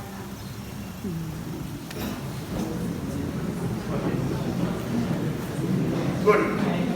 See, it happens like this. The first article 37 in the Directive Principles of State Policy, that is a wonderful discrete play of language. These principles are not enforceable through a court of law, but nevertheless they are fundamental in the governance of the country. This is the language used. They cannot be enforced through the court, but they are fundamental in the governance of the country. And there is another part, fundamental duties, which also cannot be enforced. Okay? But for your information, all these things are enforced. Okay? Initially when the constitution was framed, Ostagi Bandira Raja, nascent democracy, coffers are empty. ಪ್ರಜೆಯಲ್ಲಿ ದುಡ್ಡಿಲ್ಲ. ಇಷ್ಟು ಒಳ್ಳೆ ಜನ ಬರ್ಕೊಂಡ್ಬಿಟ್ಟಿದ್ದಾರೆ. ಅದರಲ್ಲಿ ಯಾರಾದರೂ supreme court ಹೋಗಿ ಒಂದು ಅರ್ಜಿ ಹಾಕಿ writ of mandamus order ತಂದ್ಬಿಟ್ರೆ ಭಾರತದಲ್ಲಿ ಇದ್ದವ್ರಿಗೆ ಎಲ್ಲರಿಗೂ ಊಟ ಕೊಡಬೇಕು, ಎಲ್ಲರಿಗೆ ವಸ್ತು ಕೊಡಬೇಕು ಅಂತಂದ್ರೆ ಕೊಡೋದಕ್ಕೆ ದುಡ್ಡಿಲ್ಲ ಜೇಬಲ್ಲಿ. ಅದಕ್ಕೆ ಅವ್ರು ಏನ್ ಮಾಡಿದ್ರು, ಹಂತವಾಗಿ ಸಾಮರ್ಥ್ಯ ಬಂದಾಗ ಇದು ಜಾರಿ ಆಗ್ಬೇಕನ್ನೋದಕ್ಕೋಸ್ಕರ ಆ ಥರ ಮಾಡಿದ್ರು. ಬಟ್ ಸಬ್ಸಿಕ್ವೆಂಟ್ ಫಸ್ಟ್ ಏನಿದೆ equation directive principles cannot override fundamental right. ಆ ನಂತರ ಬಂದಿರಾಯ್ತು ಇಂಟೆಗ್ರೇಟೆಡ್ ಸ್ಕೀಮ್ ಅಂತೇಳಿ. Fundamental rights and directive principles are two wings of the same chariot. They form and integrated scheme. ಮನುಷ್ಯನಲ್ಲಿ ಬಾಲದ ಅವಶ್ಯಕತೆ ಇಲ್ಲ ಅಂತ ಗೊತ್ತಾದ್ರೆ ಬಾಲ ಬಿದ್ದು ಹೋಗ್ಬಿಡ್ತದೆ. ಈಗ ನಮಗೆಲ್ಲ ಬಾಲ ಇಲ್ಲದ, ಯಾವುದೋ ಒಂದು ಟೈಮಲ್ಲಿ ಇತ್ತು, ಒಂದು ಬಾಲ ಇತ್ತು. ಯಾಕಂದ್ರೆ ಆರೋಗ್ಯ ಸ್ವಲ್ಪ ಬ್ಯಾಲೆನ್ಸ್ ಮಾಡೋದಕ್ಕೆಲ್ಲ ಬೇಕಾಗಿತ್ತು, ಆ ತತ್ವಕ್ಕೆ ಆ ಸ್ಟೈಲ್ಗೆ ಬೇಕಾಗಿತ್ತು. ಈಗ ಬಾಲ ಅವಶ್ಯಕತೆ ಇಲ್ಲ, ಬಾಲ ಹೊರಟು. ಈ ಬೆರಳು ಬೇಕಾ? ಬೇಕು, ಅದಕ್ಕೋಸ್ಕರ ಹುಡುಕಟ್ಟಿದೆ. ಈ ಬೆರಳು ಬೇಕಾ? ಬೇಕು, ಅದಕ್ಕೋಸ್ಕರ ಹುಡುಕಟ್ಟಿದೆ. Okay, the whole body is integrated scheme. ಇದು ಚೆನ್ನಾಗಿದ್ದೀನಿ. ದೇಹದ ಅಂಗಾಂಗಗಳಲ್ಲಿ ಯಾವುದು ಶ್ರೇಷ್ಠ ಅಂತ ಕೇಳಿದ್ರೆ ಉಚ್ಚ ಆಗ್ತದೆ. ಕಿಡ್ನಿನೂ ಅಷ್ಟೇ important, all wanted unwanted, but everything is essential. This is A integrated scheme. ಇದು ವ್ಯವಸ್ಥೆ ಈಗಿಲ್ಲ ಅಂತಂದ್ರೆ ಸತ್ತೋಗುತ್ತೆ ಮನುಷ್ಯ. ಅವರೆಲ್ಲ ಕೈ ಕಾಲು ಎಲ್ಲ ಸೇರಿ ಒಂದರ. ನೀವು ಬಟ್ಟೆ ಭಾರಿ ಡೇಂಜರಸ್ ಬರೋದು. ನಾವೆಲ್ಲ ದುಡ್ಡು ಸಂಪಾದಿಸಿ ಅವನಿಗೆ ಫೀಡ್ ಮಾಡಬೇಕು, ಸ್ಟ್ರೈಕ್ ಮಾಡಿಬಿಡೋಣ ಅಂತ ಎಲ್ಲ ಸೇರಿ ಸ್ಟ್ರೈಕ್ ಮಾಡ್ಬಿಟ್ಟು ಒಂದು ದಿವಸ 2 ದಿವಸ ಯಾರು ಏನು ಕೆಲಸ ಮಾಡಿಲ್ಲ, 3ನೇ ದಿವಸ ಎಲ್ಲ ವೀಕ್ ಆದ. ಮತ್ತೆ ಎಲ್ಲ ಮೀಟಿಂಗ್ ಸೇರಿದ್ರು. ಯಾಕೆ ಎಲ್ಲ ವೀಕ್ ಆಗಿವಲ್ಲ? ಓ, ಆ ಹೊಟ್ಟೆಗೆ ನಮಗೆ ಏನೋ ಸಂಬಂಧ ಇದೆ, ಎಲ್ಲಿವರೆಗೆ ಹೊಟ್ಟೆಗೆ ಹಾಲು ಹಾಕೋದಿಲ್ಲ ಅಲ್ಲಿವರೆಗೆ ನಾವು ಸರಿಯಾಗಿರೋದು, ನಾವು ಮತ್ತೆ ಕೆಲಸ ಮಾಡೋಣ. So directive principles are integrated scheme of the Constitution. They are enforced. For example, ಅದು ಫ್ರೀ ಆ್ಯಂಡ್ ಕಂಪಲ್ಸರಿ ಎಜುಕೇಶನ್ ತಂದು ಈಗ 21 ಆಗಿ ಇಟ್ಕೊಂಡಿರಲ್ಲ. ಮತ್ತು ಇದು ಆರ್ಟಿಕಲ್ 21A, ನಾವು constitution itself so many all welfare measures, labor welfare measures, women welfare measures, children welfare measures, health measures, whatever that has come in the form of law is specifically to implement the directive that is there in the directive principles of state policy. Initially it was done like that, but they are enforceable, they are enforced also. Sir, ನಾನು ಸ್ವಲ್ಪ ಬಂದ್ಬಿಟ್ಟು lower ಕ್ಯಾಸ್ಟ್ಗಳಿಗೆ ಯಾರಿಗೆ ದೇವಸ್ಥಾನಗಳಲ್ಲಿ ಪೂಜೆ ಮಾಡೋಕ್ಕೆ ಅವಕಾಶ ಇಲ್ಲ? ಏನು ನನಗೆ ಗೊತ್ತಾಗ್ತದೆ. ಸ್ವಲ್ಪ ದೂರ ಇಡು. ಲೋಯರ್ ಕ್ಯಾಸ್ಟ್ಗಳಿಗೆ ಲೋಯರ್ ಕ್ಯಾಸ್ಟ್ ಐತಲ್ಲ, ಕ್ಯಾಸ್ಟ್ ತಳ ಸಮುದಾಯದವ್ರಿಗೆ ಯಾಕೆ ದೇವಸ್ಥಾನಗಳಲ್ಲಿ ಪೂಜೆ ಮಾಡೋಕ್ಕೆ ಅವಕಾಶ ಇಲ್ಲ? ಮತ್ತು ಇನ್ನೊಂದು, ಅವ್ರಿಗೆ ಈಗ ಅಪ್ಪರ್ ಕ್ಯಾಸ್ಟ್ ಪೂಜೆ ಮಾಡ್ತಾರಂದ್ರೆ ಅವ್ರಿಗೆ ಯಾಕೆ ಗೌರ್ಮೆಂಟಿಂದ ಸಂಬಳ ಕೊಡಬೇಕು? ನೋಡಿ ಹೇಗಿದೆ ಅಂತಂದ್ರೆ, ಇನ್ article 15 it is very clear, it is all prohibited. Okay, discrimination it is not bad. Ambedkar ಅವರು ಒಂದು ಮಾತು ಹೇಳ್ತಾರೆ, ಕಾನ್ಸ್ಟಿಟ್ಯೂಷನ್ ಜಾರಿ ಆದ ತಕ್ಷಣ ಈ ಆರ್ಟಿಕಲ್ 14 ಇದೆ, state shall not deny equality before law, equal protection of laws ಅಂತ ಇದೆಯಲ್ಲ, ಫಸ್ಟ್ ಪ್ರಾವಿಷನ್ ಇದೆಯಲ್ಲ, equality before law ಅನ್ನೋದು, when the constitution comes into force, in one stroke all of us become equal. ಗೊತ್ತಾಯ್ತು? ಎಲ್ಲರೂ ಸಮಾನರಾಗೋದು. ಸಂವಿಧಾನ ಜಾರಿ ಆದ ತಕ್ಷಣ ಎಲ್ಲರೂ ಸಮಾನರು. ಆದರೆ ಎಲ್ಲರಿಗೂ ಕಾಯ್ದೆಯಲ್ಲಿ ಸಮಾನ ರಕ್ಷಣೆ, ಅದು 2ನೇ ಭಾಗ.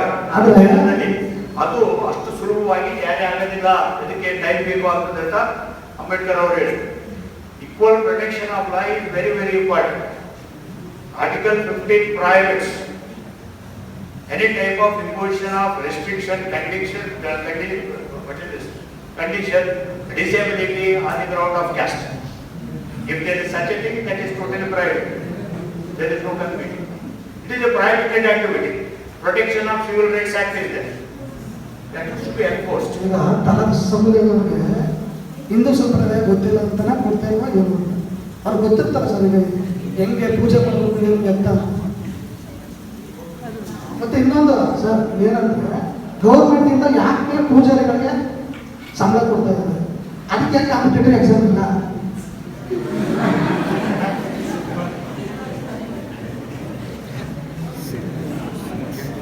ಈಗ once you have a department for that, endowment department, charitable and endowment department, Pujari also has to survive and live. So offerings are prohibited. ದಕ್ಷಿಣೆ ಕೊಡಂಗಿಲ್ಲ, ದೇಣಿಗೆ ಕೊಡಂಗಿಲ್ಲ, ಪೂಜಾರಿ ಜೀವನ ನಡಿಬೇಕಲ್ಲ, ಅವರು ಸರ್ವಿಸ್ ಕೊಡ್ತಾರೆ, ಮತ್ತೆ ಅವರಿಗೆ ಸ್ಯಾಲರಿ ಕೊಡಬೇಕಲ್ಲ. ಯಾರಾದ್ರು ಮೊದಲು ರಾಜ್ಯ ಕೊಡ್ತಿದ್ರು, ಈಗ ರಾಜ್ಯ ಸರ್ಕಾರ ಕೊಡ್ತಿದ್ರು. ಒಂದು ಎರಡನೇದು, to eliminate discrimination, there is a law about appointment of pujaris irrespective of caste.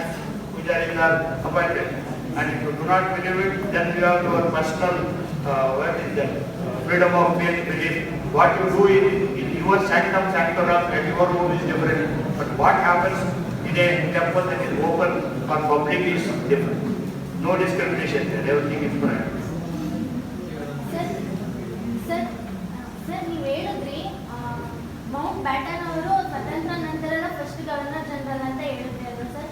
ಹಾಗಿದ್ರೆ ಗವರ್ನರ್ ಜನರಲ್ ಮತ್ತೆ ವೈಸ್ರಾಯ್ಗೆ ಏನು ಡಿಫ್ರೆನ್ಸ್? ನೋಡಮ್ಮ, ಹೇಗಿರ್ತದೆ ಅಂತಂದ್ರೆ ದಿಸ್ ಬಿಕಮ್ಸ್ ಎ ಡೊಮಿನಿಯನ್. ಆ ಮೊದಲಿನಿಂದಲ ಅದು ಬ್ರಿಟಿಷ್ ಸಾಮ್ರಾಜ್ಯದ ಒಂದು ಅವಿಭಾಜ್ಯ ಅಂಗ. ಈಗೇನಾಯ್ತು ಡೊಮಿನಿಯನ್, ಅದರಿಂದ ಸ್ವಲ್ಪ ಕಚ್ಕೊಂಡು ಈ ಕಡೆ ಬಂದು ಸ್ವಲ್ಪ ಸ್ವಾಯತ್ತತೆ ಬರ್ತದೆ. ಅದಕ್ಕೋಸ್ಕರ ನಾವು it is not totally independent. Sir ಮತ್ತೆ viceroy It is appointed by the queen again.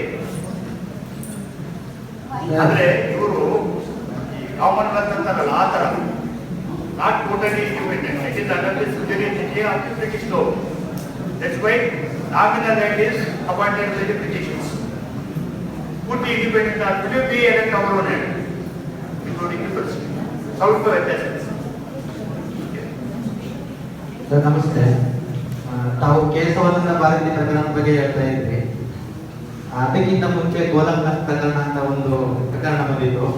ಅದರಲ್ಲಿ ಏನ್ ಮಾಡ್ತಾರೆ ಅಂತಂದ್ರೆ, ಅವ್ರದ್ದು 100 ಎಕರೆ ಪ್ರಾಪರ್ಟಿ ಏನಿರುತ್ತೆ ಅದನ್ನ ಇಂದಿರಾ ಗಾಂಧಿ ಅವರು ಅದ್ರ ಮೇಲೆ ಕಟ್ಟಿದ್ದು ಆ ಒಂದು ಪ್ರಾಪರ್ಟಿನ ನ್ಯಾಯವನ್ನು ಚಿಂತನೆ ಮಾಡಿ ಅದನ್ನ ವಶಪಡಿಸ್ತಾರೆ. ಆಗ ತೀರ್ಪು ಏನಾಗುತ್ತೆ ಅಂತಂದ್ರೆ ಸಂವಿಧಾನಕ್ಕೆ ತಿದ್ದುಪಡಿ ಮಾಡ್ಬೋದು ಅಂತ ಹೇಳ್ಬಿಟ್ಟು ಮಾಡಿರ್ತಾರೆ.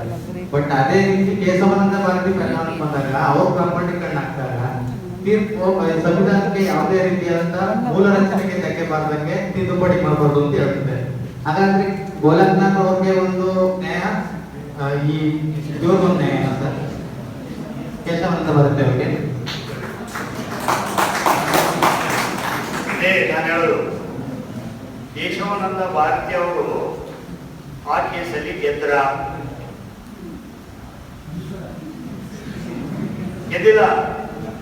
ಅವ್ರದ್ದು ಆಸ್ತಿ ಹೋಯ್ತು ಸರ್. ಆಯ್ತು, ಆಸ್ತಿ ಹೋಯ್ತು ಒಂದ್ ಕಡೆ.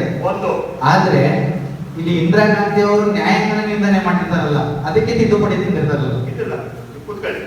ನ್ಯಾಯಾಂಗ ನಿಂದನೆ ಬೇರೆ. ಗೋಲಕ್ನಾಥಲ್ಲಿ ಏನ್ ಬರೋದು? Golaknath is important for us for A different reason. That amount legislation ಇದ್ದಾಗ ಅದನ್ನೆಲ್ಲ ಆಸ್ತಿಗಳು ತೆಗೆದು ಎಲ್ಲೆಲ್ಲ ಹಂಚಿಕೊಂಡಿರ್ತಾರಲ್ಲ, they develop what is known as legitimate expectation. ಅದಕ್ಕೆ ಅಲ್ಲಿ ಡಾಕ್ಟರ್ ಆಫ್ ಪ್ರಾಸ್ಪೆಕ್ಟಿವ್ ಓವರ್ಲೋಡಿಂಗ್ ಅಂತ ಬಂತು ಗೋಲಕ್ನಾಥಲ್ಲಿ. ಇನ್ನು ಮುಂದಿನ ದಿನಮಾನಗಳಲ್ಲಿ ಇದು ಜಾರಿ ಆಗ್ತಕ್ಕಂಥದ್ದು. ಇಲ್ಲಿವರೆಗೆ ಏನಾಗಿದೆ ಆಗಿಲ್ಲ ಆಗೋಯ್ತು ಅಂತ. That was concretized in Keshavananda Bharati's case. And what you have in the constitution is social revolution. It is a socialistic pattern of society. There should not be concentration of economic resources. ಅವತ್ತು ಅದೇ ತತ್ವ, ಇವತ್ತು ಅದೇ ತತ್ವ. But concentration of economic resources is taking place. It is taking place and that should be tightened. Otherwise there is no question of having a socialistic pattern of society. ಬಂಡವಾಳಶಾಹಿ ರಾಷ್ಟ್ರ ಆಗುವುದು. ಗೊತ್ತಾಯ್ತು? ಬನ್ನಿ ನಾನು ಹೇಳಿದೆ, in this country we have freedom of expression and there is a debate.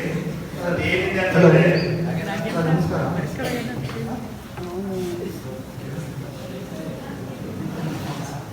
Sir, ಭಾರತೀಯ ಸಂವಿಧಾನ ಎಲ್ಲ ಕಾನೂನುಗಳ ತಾಯಿ. ಆದರೆ ಅಂತಹ ಕಾನೂನನ್ನು ರಕ್ಷಣೆ ಮಾಡೋದ್ರಲ್ಲಿ ಅಥವಾ ಆ ಕಾನೂನಿಗೆ ಅಗೌರವ ತರುವಂತಹ ಕೆಲಸಗಳು ಇನ್ನೂ ಸಹ ನಿಂತಿಲ್ಲ. ಹಾಗೆ ಭಾರತ ಸಂವಿಧಾನದಲ್ಲಿ 51A+3 ಅಡಿ ಸಂವಿಧಾನವನ್ನು ಗೌರವಿಸಬೇಕು ಅಂತ ಇದೆ. ಆ ಸಂವಿಧಾನವನ್ನೇ ಬದಲಾಯಿಸ್ತೀವಿ ಮತ್ತೆ ಸುಟ್ಟಾಕ್ತೀವಿ ಅಂತ ರಾಜಕಾರಣಿಗಳು ನೇರವಾಗಿ ಒಂದು ಸ್ಟೇಟ್ಮೆಂಟ್ ಅನ್ನ ಕೊಡ್ತಾರೆ. ಹಾಗಾಗಿ ಇಂಥ ಸ್ಟೇಟ್ಮೆಂಟ್ಗಳನ್ನ ನೋಡ್ಕೊಂಡು ನಮ್ಮ ನ್ಯಾಯಾಂಗ ವ್ಯವಸ್ಥೆ ಏನ್ ಮಾಡ್ತಿದೆ, ವಿಫಲ ಆಗಿದೆಯಾ ಅಥವಾ ರಾಜಕೀಯ ಕುತಂತ್ರ ಸಿಕ್ಕಾಕೊಂಡು ಅವ್ರು ಹೇಳ್ದಂಗೆ ನಡೀತಿಲ್ಲ.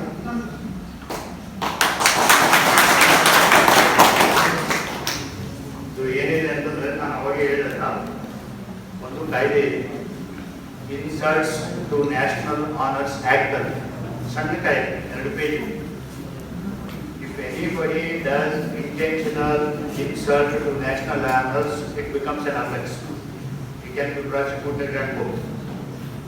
Beyond that, whatever the political leaders or the individuals speak in terms of changing the constitution, whatever it is, they also know that they cannot change the constitution. We also know that they cannot change the constitution. Fact remain facts. Okay? They are politicians. They are trying to mobilize votes, support for various purposes, and they go to the extreme levels. When a political party is registered with the election commission, they have to subscribe their allegiance to the constitution. And if they are not doing that, it is the responsibility of the election commission to enforce this commitment. The nations are very important, very great. And casual talking about the national institutions, national honors is not permitted. It all depends upon the level of patriotism. ನಾನು ಈ ರಾಷ್ಟ್ರದ ಪ್ರಜೆಯನ್ನ ಅಭಿಮಾನ ಇರಬೇಕು, ಇದು ನನ್ನ ಸಂವಿಧಾನನ ಅಭಿಮಾನ ಇರಬೇಕು. ಅಭಿಮಾನ ಇಲ್ಲದೆ ರೂಲ್ ಆಫ್ ಲಾ ಕಲ್ಚರ್ ಇದು ನಮ್ಮ ರಾಷ್ಟ್ರದಲ್ಲಿ ಈ ಥರ ಅಲ್ಲ. ಅದೇ ಅಮೆರಿಕದಲ್ಲಿ ಎಲ್ಲಿಗೋಗಿದ್ದಾರೆ, ನೀವು ಬಾವುಟವನ್ನು ಸುಡಬಹುದು, ಬಾವುಟದಿಂದ ಚಡ್ಡಿ ಹೊಲಿಸಿ ಚಡ್ಡಿ ಹಾಕಬಹುದು, ಬಾವುಟವನ್ನು ಬ್ಯೂಟಿ ಕಂಟೆಸ್ಟಲ್ಲಿ ತೊಟ್ಟಲ್ಲಿ ಹೋಗ್ಬೋದು. ಅವರು total freedom of expression, because their constitution is slightly different from our constitution, unrestricted freedom, and they have to face the consequences, and we have limitations. ನೀವೇನು ಹೇಳ್ತೀರಲ್ಲ ಆ ಥರದ್ರಲ್ಲಿ, if there is anything that incites the people against the lawfully established government, then it becomes a case of sedition. There are provisions, and the people in charge how to implement these provisions. I tell you, if the system has to survive, if the country has to survive, somewhere we have to forego some liberty. Benjamin Franklin, those people who are ready to sacrifice little liberty for little security will neither deserve liberty nor security. Make it. Final question. This question of paper idea. Answer any 5. Okay. Sir, Article 19 class 6 ಅಲ್ಲಿ right to property ಅಂತ ಇದೆ. Sir, right to property ಅಂದ್ರೆ ಆಸ್ತಿಯನ್ನ ಒಂದು ಹಕ್ಕನ್ನ ಇದೆ. ಆದ್ರೆ 1928ರಲ್ಲಿ ಅದನ್ನ ತೆಗೆದಾಕ್ತಾರೆ. ಈಗ ನಮ್ಮ ಗ್ರಾಮೀಣ ಭಾಗದಲ್ಲಿ ಎಷ್ಟೋ ಜನಕ್ಕೆ ಜಮೀನಿಲ್ಲ. ಆರ್ಟಿಕಲ್ 14 ಈಕ್ವಲಿಟಿ ಬಿಫೋರ್ ಅಂದರೆ ಎಲ್ಲರೂ ಸಮಾನವಾಗಿ ಇರಬೇಕು ಕಾನೂನು ಮುಂದೆ. ಹಾಗಾದರೆ ಈ ಆಸ್ತಿಯನ್ನು ತೆಗೆದುಕೊಳ್ಳುವಂಥ ಅವಶ್ಯಕತೆ ಏನಿತ್ತು? ಆಸ್ತಿ ಹಕ್ಕನ್ನ ತೆಗೆದುಕೊಳ್ಳುವಂಥ ಅವಶ್ಯಕತೆ ಏನಿತ್ತು? ಈ ಪ್ರಾಬ್ಲಮ್ ಬಂದಿದ್ದು ಏನಂತಂದ್ರೆ, ಆಸ್ತಿ ಹಕ್ಕು ಮೂಲಭೂತ ಹಕ್ಕು ಇತ್ತು. ಈ ಲ್ಯಾಂಡ್ ರಿಫಾರ್ಮ್ಸು, ಅಗ್ರಿಕಲ್ಚರ್ ರಿಫಾರ್ಮ್ಸ್ ಇದೆಲ್ಲ ಪ್ರಾರಂಭ ಮಾಡಿದ್ರಲ್ಲ, ಜಮೀನ್ದಾರರು, ಜಾಗೀರ್ದಾರರು, ಪಟೇಲರು, ಠಾಕೂರ್ರು, ದೇಶಪಾಂಡೆ ಇವರಿಂದ ಆಸ್ತಿಯನ್ನು ತಗೊಂಡು, ರಾಜ್ಯದಿಂದ ಆಸ್ತಿ ತಗೊಂಡು ಬಡಬಗ್ಗರಲ್ಲಿ ಹಂಚುವ ಕಾರ್ಯಕ್ರಮ ಆಗಿದ್ದಾಗ ಅವರು right to property is a fundamental right ಅಂತ ಆರ್ಗ್ಯೂ ಮಾಡಿದ್ರು. But they did not win, that is a different case. But the government if time may come when because it is right to property, agrarian reforms may not happen. That's why they amended the constitution. Samanate to prevent the concentration of wealth in few hands. ಆ ಥರ ಆಗಲಿಲ್ಲ, ಆದರೆ ಆಗಬಹುದಾದ ಸಾಧ್ಯತೆ ಇತ್ತಲ್ಲ, ಅದನ್ನು ತಪ್ಪಿಸೋದಕ್ಕೋಸ್ಕರ ಈ ಥರ ಮಾಡಿದ್ರು. ಇದು ಒಂದು. ಎರಡನೇದು ಬರ್ತಾ ಬರ್ತಾ ಈ 92 ನಂತರ ಇದೇನೋ ಗ್ಲೋಬಲೈಸೇಷನ್ ಅದು ಇದು ಮಾಡ್ಕೊಂಡಿದ್ದೀವಲ್ಲ, ಆ ಲ್ಯಾಂಡ್ ಸೀಲಿಂಗು ಅದು ಇದು ಸ್ವಲ್ಪ ಸರ್ಕಮೆಂಟ್ ಆಗಿದೆ. ಇದು ನೇಮ್ ಆಫ್ ಕಾರ್ಪೊರೇಟ್ ಓನರ್ಶಿಪ್. ನಾವು corporations can own any amount of land. We are going in reverse gear as far as this ownership land is concern. We are running into little problems. Thank you very much. ನಮಸ್ತೆ sir. Statute ಮತ್ತೆ ಡ್ರಾಫ್ಟ್ಗೆ difference? ಒಂದು website ಇದೆ, PRS, ಕೂತ್ಕೊಳ್ಳಿ. PRS ಅಂತ ಅದೆಲ್ಲ open access free website. ಯಾವುದು message ಬಂದೇ ಇದ್ದಾಗ ಅದನ್ನು ಓಪನ್ ಮಾಡಿ. ಟೈಮ್ ಪಾಸ್ ಆಗಿಲ್ಲ ಅಂತ ಅದರಲ್ಲಿ ಬಿಲ್ ಯಾವ್ಯಾವ ಇಂಟ್ರೊಡ್ಯೂಸ್ ಆಗಿದೆ, ರಾಜ್ಯಸಭೆಯಲ್ಲಿ ಯಾವ್ದು ಇಂಟ್ರೊಡ್ಯೂಸ್ ಆಗಿದೆ, ಲೋಕಸಭೆಯಲ್ಲಿ ಯಾವ್ದು ಇಂಟ್ರೊಡ್ಯೂಸ್ ಆಗಿದೆ, ಯಾವ್ದು ಪಾಸ್ ಆಗಿದೆ, ಯಾವ್ದು ಪಾಸ್ ಆಗಿಲ್ಲ, ಅದರಲ್ಲಿ ಬಿಲ್ ಅಂತ ಇರ್ತದೆ. Okay, bill is A draft. Bill ಎರಡು ಸಭೆಯಲ್ಲಿ ಪಾಸ್ ಆಗಿ ರಾಷ್ಟ್ರಾಧ್ಯಕ್ಷರ ಅಂಕಿತ ಆದ್ಮೇಲೆ ಅದು ಕಾಯ್ದೆ ಆಗಿದೆ. ಕಾಯ್ದೆ ಆಗುವವರೆಗೆ ಏನಿರ್ತದಲ್ಲ ಅದು curd bill. All bills are draft legislations, and before that becomes a bill also it is a draft. And when it is decided to be approved by the cabinet to be introduced, then it becomes a bill. When passed, it becomes an act. So, ಯಾವುದೇ ಕಾನೂನು ರಚನೆ ಮಾಡಬೇಕಂದ್ರೆ first curd ಪ್ರತಿ ತಯಾರಾಗಬೇಕಿಲ್ಲ.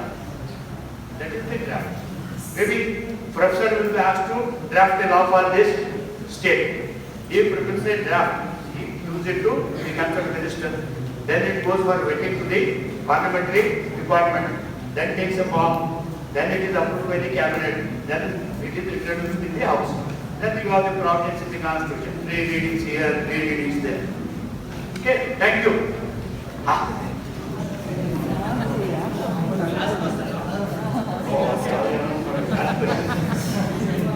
Okay.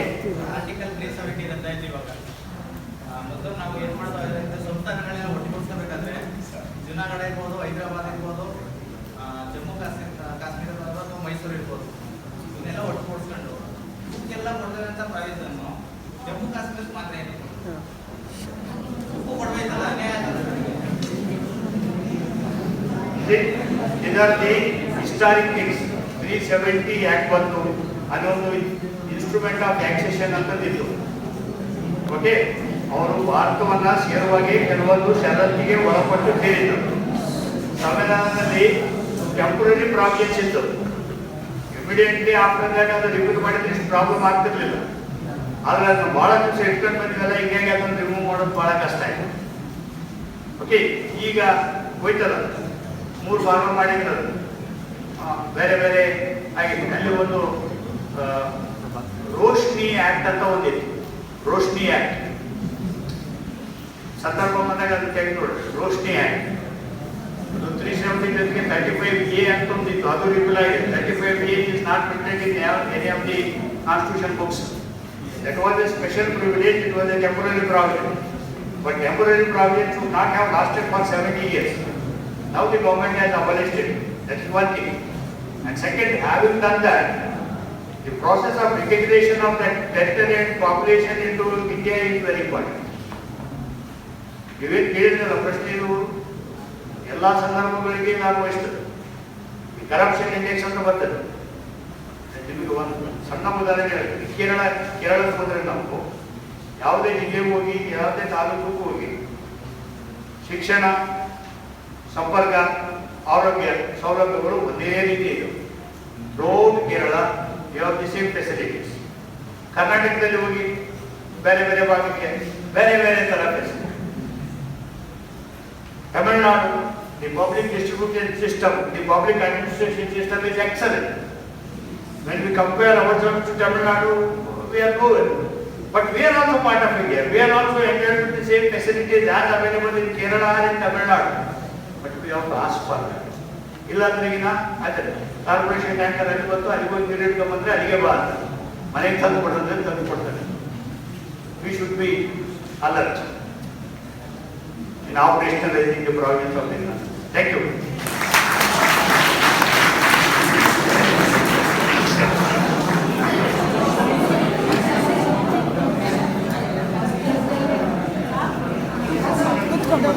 ಬೇಡ ಸಾಕು ಇಲ್ಲ.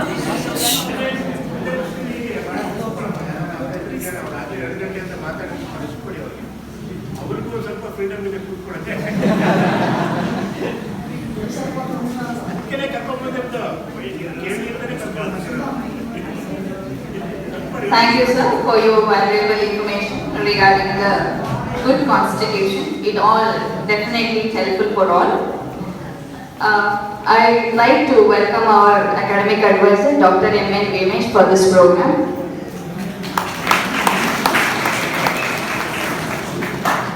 Now it's time to felicitate our today's resource person, Professor C.S. Patil. I'd like to request our principal, Srimati Vinita Peke, and our academic advisor, M.N. Vimesh, to felicitate the guest.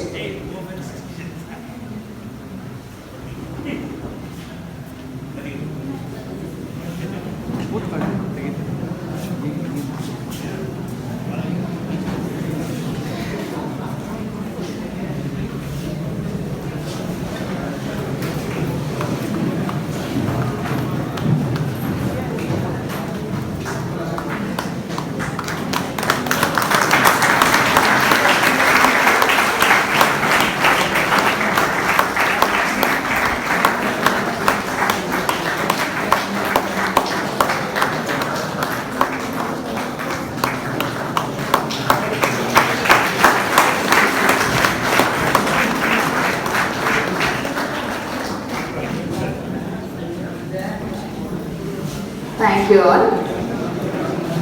Now I request our academic advisor, Dr. M.N. Vimesh, to address the gathering.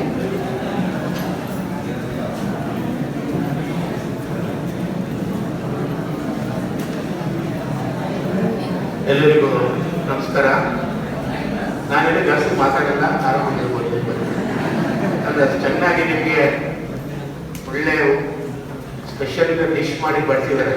ನಾನೀಗ ಏನೇ ಮಾತಾಡಿದ್ರು ಅದೇನಿದ್ರು icing cake ಮೇಲೆ ಒಂದು icing ಮಾಡಿದ್ರೆ ಮಾತ್ರ ಚೆನ್ನಾಗಿರುತ್ತೆ, ಅಂದರೆ ಅಡಿಗೆ ರುಚಿ ಹೊರಡು. ಪಾಟೀಲ್ ನಮ್ಮ ಒಳ್ಳೆ ಸ್ನೇಹಿತರು. ಮೈಸೂರು ಬಗ್ಗೆ, ನಮ್ಮ ಸಂಸ್ಥೆ ಬಗ್ಗೆ ಅಪಾರವಾದಂಥ ಪ್ರೀತಿ ಮತ್ತು ಕಾಳಜಿನ ಹೊಂದಿದ್ದಾರೆ. ಅವರಿಗೆ ನನ್ನ ಕಾಲದಲ್ಲಿ ಇಲ್ಲಿ ಓದ್ತಾ ಇದ್ದಂಥ ಉತ್ತರ ಕರ್ನಾಟಕದ ಸ್ನೇಹಿತರು ಬಹಳ ನಮಗೆ ಒಂಥರ ಕಾಮನ್ ಫ್ರೆಂಡ್ಸ್ ಅಂತ ಇದ್ದಾರೆ. ಅವರೆಲ್ಲ ನಮ್ಮ ಸಂಸ್ಥೆ ಬಗ್ಗೆ ಅವ್ರಿಗೆ ಸಾಕಷ್ಟು ಹೇಳಿದ್ದಾರೆ. ಜೊತೆಗೆ ಅವರು ಸಹ ಮೈಸೂರಿನಲ್ಲಿ ಇದ್ದು ಇದನ್ನೆಲ್ಲ ನೋಡಿದ್ದಾರೆ. ಅದಕ್ಕೆ ಅವ್ರಿಗೆ ಮೈಸೂರು, ವಿಶೇಷವಾಗಿ ಶಾರದಾದಾಸ ಕಾನೂನು ಕಾಲೇಜು ಅಂದರೆ ಒಂದು ವಿಶೇಷ ಪ್ರೀತಿ. ಅದು ನಮ್ಮ ಸೌಭಾಗ್ಯನೂ ಸಹ. ಅವ್ರು ಯಾವಾಗ ಬೇಕಾದ್ರೂ ಕರೀಲಿ, ನಾವು ಮೈಸೂರು ಕಡೆ ಬಂದಾಗ ನಿಮ್ಮ ಕಾಲೇಜಿಗೆ ಬಂದಿದ್ದರೆ ಉಪನ್ಯಾಸ ಕೊಡ್ತೀನಿ ಅಂತ ಹೇಳಿದ್ರು. ಆ ಅವಕಾಶ ಇವತ್ತು ಸಿಕ್ತು ತಕ್ಷಣ ಅದನ್ನು ಉಪಯೋಗಿಸ್ಕೊಡ್ತೀನಿ. ನಿಮಗೆಲ್ಲ ಬಹಳ ಉಪಯುಕ್ತವಾದಂಥ ಮಾಹಿತಿ ನೀಡಿದರೆ ಮತ್ತು ನಿಮಗೆಲ್ಲ ಸಂತೋಷ ಆಗಿದೆ ಅಂತ ನಾನು ಭಾವಿಸ್ತೀನಿ. ಯಾಕಂದರೆ ನಿಮ್ಗೆ ಹೇಳ್ತಾರೆ ಪ್ರಶ್ನೆಗಳು ನೋಡಿದ್ರೆ ಆ ರೀತಿ ಇತ್ತು. ಅದು ಅವ್ರಿಗೂ ಸಹ ಬಹಳ ಮುದ ನೀಡಿದೆ. ಆದರೆ ನಿಮ್ಮ ಹಾಗೆ ನಾನು ಸಹ ಕಾನೂನು ವಿದ್ಯಾರ್ಥಿ, ನಿಮ್ಮ ಹಾಗೆ ನನಗೂ ಸಹ 10 ಪ್ರಶ್ನೆಗಳಿರುತ್ತೆ. ಆದರೆ ನಾವು ಕಾನೂನು ವಿದ್ಯಾರ್ಥಿಗಳಾದವರು ಬಹಳ ಎಚ್ಚರಿಕೆಯಿಂದ ಮಾತಾಡಬೇಕು. ಈಗ ಯಾರೋ ರಾಜಕಾರಣಿನೋ ಅಥವಾ ಬೇರೆ ಪತ್ರಕರ್ತನ ಮಾತಾಡೋಂಗೆ ನಾವು ಮಾತಾಡಿದರೆ ನಮಗೂ ಅವ್ರಿಗೆ ಯಾವ ವ್ಯತ್ಯಾಸ ಇರಲ್ಲ. ಯಾಕೆ ಒಬ್ಬರ ಸ್ನೇಹಿತರು ಹೇಳಿದ್ರು ಇಲ್ಲಿ ಏನು ಕಾನ್ಸ್ಟಿಟ್ಯೂಷನ್ನ ಬದಲಾಯಿಸ್ಕೊಳ್ತಾರೆ ಅಥವಾ ಬದಲಾಯಿಸಕ್ಕೆ ಆಗಲ್ಲ ಅಂತ. ಆ ಇಬ್ಬರು ಹೇಳಿಕೆಗಳು ಕೊಟ್ಟವರು ಸರಿಯಾಗಿ ಕಾನ್ಸ್ಟಿಟ್ಯೂಷನ್ ಓದೇ ಇಲ್ಲ. ಅದೇ ಸಮಸ್ಯೆ ಆಗಿರೋದು. ಯಾರು ನಮ್ಮ ಸಂವಿಧಾನ ಸರಿಯಾಗಿ ಓದಿ ತಿಳ್ಕೊಂಡಿದ್ದಾರೆ ಅವ್ರು ಯಾರು ರೀತಿ ಪ್ರಶ್ನೆ ಕೇಳಿದ್ದಾರೆ. ಯಾಕಂದರೆ ಮಹಾನ್ ಚೇತನ ಅಂಬೇಡ್ಕರ್ ಮತ್ತು ಅವರ ಎಂಟೈರ್ ಟೀಮ್ ಯಾರಿತ್ತು ಕಾನ್ಸ್ಟಿಟ್ಯೂಷನಲ್ ಕಮಿಟಿ ಅಂತ ಏನಿತ್ತು ಡಿಬೇಟಿಂಗ್ ಮಾಡಿ ಅಂತ ಒಂದು ಸಂವಿಧಾನ ತಂದಿದ್ದಾರೆ. ಅದನ್ನು ನಿಜವಾಗ್ಲೂ ಅರ್ಥನೆ ಮಾಡ್ಕೊಂಡಿಲ್ಲ. ವಿಶೇಷವಾಗಿ ಉಪನ್ಯಾಸಕರಾಗಿ ನಾವುಗಳೇ ಸರಿಯಾಗಿ ಅರ್ಥ ಮಾಡ್ಕೊಂಡಿಲ್ಲ. ಇದು ಸತ್ಯವಾದ ಮಾತು. ಹೀಗಿರ್ಬೇಕಾದ್ರೆ ಅಂತ ಒಂದು ಸಂವಿಧಾನನ ನಾವು ಹೇಗೆ ಬದಲಾಯಿಸಕ್ಕೆ ಸಾಧ್ಯ? ಬದಲಾಯಿಸಬೇಕು. ಯಾಕಂದ್ರೆ ಕಾನೂನು ವಿದ್ಯಾರ್ಥಿಗಳು ಅದನ್ನು ನಾವು ತಿಳ್ಕೊಂಡಿದ್ದೀವಿ. ಯಾವುದೇ ಕಾನೂನು ಅಂದರೂ it should be susceptible to both stability and change. ನಿಮ್ಮ ಕಾನೂನು ಯಾವಾಗಲೂ ಗಟ್ಟಿಯಾಗಿರ್ಬೇಕು ಮತ್ತು ಎಲ್ಲಿ ಬದಲಾವಣೆಗಳು ಸೂಕ್ತನೋ ಅಲ್ಲಿ ಬದಲಾವಣೆ ಮಾಡ್ಕೊಳ್ಬೇಕು. ಅಲ್ಲಿ ನಿಂತು ನೀರು ಹಾಕ್ಬಿಡಬಾರ್ದು. ಅದಕ್ಕೆ ಅಮೆಂಡ್ಮೆಂಟ್ ಅಂತ ಪ್ರಾವಿಷನ್ಸ್ ಇರೋದು. ಹಾಗಾಗಿ ಸಾಕಷ್ಟು ಅಮೆಂಡ್ಮೆಂಟ್ಸು ಬಂದಿದೆ. ಹಾಗೆ ನಮ್ಮ ಕಾನ್ಸ್ಟಿಟ್ಯೂಷನ್ ಯಾರು ಏನು ಮಾಡೋಕ್ಕಾಗೋದಿಲ್ಲ. ಈ ಥರ ಪ್ರಶ್ನೆಗಳು ಯಾರೋ ಬೀದಿಲಿ ಹೋಗೋರು ಮಾತಾಡ್ಕೊಳ್ಳೋದು, ರಾಜಕೀಯದವ್ರು ಮಾತಾಡ್ಕೊಂಡಂಗೆ ನೀವುಗಳು ಮಾತಾಡ್ಬಿಡಿ ದಯವಿಟ್ಟು. ಅದು ಕಾನೂನು ವಿದ್ಯಾರ್ಥಿಗಳಾದ ನಮಗೆಲ್ಲನೂ ಅವಮಾನ. ನೀವು ಗಟ್ಟಿಯಾಗಿ ಹೇಳಿ, ಆ ರೀತಿ ಯಾವುದೂ ಯಾರು ಬದಲಾಯಿಸಕ್ಕಾಗೋದಿಲ್ಲ. ಅದಕ್ಕೋಸ್ಕರನೇ ಅವರು ಗೋರಖ್ನಾಥ್ನ ಮತ್ತೆ ಕೇಶವನಾಥ ಭಾರತಿನ ಸರಿಯಾಗಿ ಬ್ಯಾಲೆನ್ಸ್ ಮಾಡಿ ಒಂದು ಮಾಡಿ ಹೇಳಿದ್ರು ಅವರು. ಯಾಕಂದ್ರೆ ಮಾಡಬೇಕಾದ್ರೆ ಅವ್ರು ಹೇಳ್ಬಿಟ್ಟಿದ್ರೆ ಒಂದು ಕ್ಲಾಸ್ ಹಾಕ್ಬಿಟ್ಟಿದ್ದಾರೆ. ಎಷ್ಟು ಚೆನ್ನಾಗಿ ಸುಪ್ರೀಂ ಕೋರ್ಟ್ ಹೇಳಿದ್ದಾರೆ ಅಂದರೆ ಆ ಬೇಸಿಕ್ ಸ್ಟ್ರಕ್ಚರ್ನ ಯಾರೂ ಸಹ ಬದಲಾಯಿಸಕ್ಕೆ ಸಾಧ್ಯ ಇಲ್ಲ. ಸೊ ಅಂಥ ಒಂದು ಉತ್ತಮವಾದ ಅಡಿಪಾಯನ ನಮ್ಮ ಸುಪ್ರೀಂ ಕೋರ್ಟ್ ಆಗಲಿ ನಮ್ಮ ಕಾನ್ಸ್ಟಿಟ್ಯೂಷನಲ್ ಟ್ರ್ಯಾಕ್ ಕಮಿಟಿಯವರು ಮಾಡಿರೋದನ್ನ ಮತ್ತೆ ಅದು ನಮ್ಮ ಸಂಸತ್ತಲ್ಲಿ ಅಂಗೀಕಾರ ಆಗಿರೋದ್ರಿಂದ ಅದು ಸುಲಭವಾಗಿ ಯಾರು ಅದನ್ನು ಬದಲಾಯಿಸಕ್ಕೂ ಸಾಧ್ಯ ಇಲ್ಲ, ಹಾಗೆ ಇಷ್ಟ ಬಂದಂಗೆ ಉಪಯೋಗಿಸ್ಕೊಳ್ಳೋಕ್ಕೂ ಆಗಲ್ಲ. ನಾವೆಲ್ಲ ಫಂಡಮೆಂಟಲ್ ರೈಟ್ಸು ಎಲ್ಲ ಮಾತಾಡ್ತೀವಿ, ಆದರೆ ನಾವು ಒಂದನ್ನು ನಾವು ಅರ್ತ್ಕೋಬೇಕು ಯಾವಾಗಲೂ ಚೆನ್ನಾಗಿ. ಯಾವುದೇ ಫ್ರೀಡಮ್ ಮಾಡಿದ್ರೆ ಅದಕ್ಕೆ ಒಂದು ರೈಡರ್ ಕ್ಲಾಸ್ ಇರುತ್ತೆ. ಅದು ಯಾವತ್ತೂ ಆರ್ಬಿಟ್ರರಿ ಆಗಬಾರ್ದು, ಸ್ವೇಚ್ಛೆ ಆಗಬಾರ್ದು. ಯಾವಾಗ ನಾವು ಎರಡಕ್ಕೂ ಅರ್ಥ, ಸ್ವಾತಂತ್ರ್ಯಕ್ಕೂ ಮತ್ತು ಸ್ವೇಚ್ಛೆಗೂ ಸರಿಯಾದ ಅರ್ಥ ತಿಳ್ಕೊಳ್ಳೋಲ್ಲ, ನಾವು ಬಾಯಿಗೆ ಬಂದಾಗ ಮಾತಾಡ್ತೀವಿ. ಅದನ್ನು ವಿಶೇಷವಾಗಿ ಕಾನೂನು ವಿದ್ಯಾರ್ಥಿಗಳಾದರೂ ನಾಳೆ ನೀವೆಲ್ಲ ನ್ಯಾಯಾಲಯಕ್ಕೆ ಹೋಗಿ ನೀವು ನ್ಯಾಯ ವಾದಿಸ್ತಕ್ಕಂಥವ್ರು ಬಹಳ ಎಚ್ಚರಿಕೆಯಿಂದ ಪದಪ್ರಯೋಗಗಳು ಮಾಡೋದು. ಸ್ವಾತಂತ್ರ್ಯವೇ ಬೇರೆ, ಸ್ವೇಚ್ಛೆನೇ ಬೇರೆ. ಸೊ ಈ ನಿಟ್ಟಿನಲ್ಲಿ ನಿಮಗೆ ಸಾಕಷ್ಟು ಈ ರೀತಿಯಾದಂಥ ವಿಶೇಷ ಉಪನ್ಯಾಸಗಳು ನಡೆಯುತ್ತೆ. ಅದರಲ್ಲಿ ಈ ವರ್ಷದಲ್ಲಿ ನಾವು ಮೊದಲನೇ ಮಾಡಿದ್ವಿ. ಅದಕ್ಕೆ ನಮ್ಮ ಮಿತ್ರರಾದಂಥ ಪ್ರೊಫೆಸರ್ ಪಾಟೀಲ್ ಅವರು ಬಂದು ನಿಮ್ಮ ಜೊತೆ ನಮ್ಮ ಅನುಭವ ಹಂಚ್ಕೊಂಡಿದ್ದಾರೆ. ಅವ್ರು ಇನ್ನೊಂದು ಈಗ ಹೇಳಿದ್ರು, ಯಾಕಂದ್ರೆ ನನಗೆ ಇನ್ಸಿಡೆಂಟ್ ನಾನು ಒಬ್ಬ ಭಾಗ್ಯಾಗದಿಂದ ಹೇಳಬೇಕು, ನೀವು ಪಾಲ್ಕಿವಾಲ ಬಗ್ಗೆ ಹೇಳಿದರು. ಅವ್ರು ಎಷ್ಟು ಪುಸ್ತಕದಲ್ಲಿ ನಿಮಗೆ ರೆಫರೆನ್ಸ್ ಕೊಟ್ಟಿದ್ದಾರೆ ಅಂದರೆ ಹಾಗೆ ಓದಿದ್ರೆ ಮಾತ್ರ ನಿಮಗೆ ತಿಳುವಳಿಕೆ ಬರೋಕ್ಕೆ ಸಾಧ್ಯ. 4 ನಿಟ್ಟಿಗಳಿಂದ ನೀವು ಎಲ್ಲಾನು ವಿಚಾರವನ್ನು ತಿಳ್ಕೋಬೇಕು. ಇದೇ ಪಾಲ್ಕಿವಾಲ ನಾನು 96ರಲ್ಲಿ ಪುಣೆಗೆ ಯೂನಿವರ್ಸಿಟಿಗೆ ಹೋದಾಗ ಅಲ್ಲಿ ರಿಫ್ರೆಷರ್ ಕೋರ್ಸಲ್ಲಿ ಅವರನ್ನು ಕರೆಸಿದ್ರು. ಡಿಫೆನ್ಸ್ ಕಾಲೇಜ್ ಅಂತ ಇದೆ ಯೂನಿವರ್ಸಿಟಿ ಆಫ್ ಪುಣೆನಲ್ಲಿ. ಫಾರ್ಚುನೇಟ್ಲಿ ನಾವು ಅಲ್ಲಿದ್ದಾಗ ನಾನು ಅವ್ರನ್ನು ಕರೀಲಿ ಅಂತ ಹೇಳಿದ್ರು. ಆ ಅದಕ್ಕೆ ನನಗೂ ಸಿಕ್ಕಿತ್ತು 96ರಲ್ಲಿ ಅವರನ್ನ ಅವರ ಭಾಷಣ ಕೇಳಿ. ಎಂಥ ಬೇರೆ ವ್ಯಕ್ತಿತ್ವ ಅಂದರೆ ಅದು ಒಂದು ಕ್ಷಣ ಸಹ ನಾವು ಆ ಕಡೆ ಈ ಕಡೆ ತಿರುಗಾಡಕ್ಕಾಗಲಿಲ್ಲ. ನೀವಾದರೂ ಅವ್ರ ಬಗ್ಗೆ ಚೆನ್ನಾಗಿ ತಿಳ್ಕೊಳ್ಬೇಕಂದ್ರೆ ಅವರು ನಮ್ಮ ಭಾರತದ ಬಗ್ಗೆ ವಿಶೇಷವಾಗಿ 2 ಪುಸ್ತಕಗಳು ನಿಮಗೆ ಕೊಟ್ಟಿದ್ದಾರೆ. ಅದನ್ನು ನೀವು 2 ಜನ ಓದಿದ್ರು ನನಗೆ ಗೊತ್ತಿಲ್ಲ. Be the nation, be the people ಅಂತ 2 ಪುಸ್ತಕಗಳಿದೆ. ಅವೆರಡನ್ನು ಓದಿ ಸಾಕು ನೀವು. ಬಿ ದಿ ನೇಷನ್ ಅಂತ, ಬಿ ದಿ ಪೀಪಲ್ ಅಂತ. ಆ ಭಾಷೆ, ಅದರಲ್ಲಿ ಇರ್ತಕ್ಕಂಥ ವಿಚಾರಗಳು ನೀವು ಏನಾದ್ರು ಓದ್ಬಿಟ್ರೆ ನಾವು ಇದಕ್ಕೆ ಪ್ರಶ್ನೆಗಳನ್ನೇ ಮಾಡಕ್ಕೆ ಹೋಗೋದಿಲ್ಲ.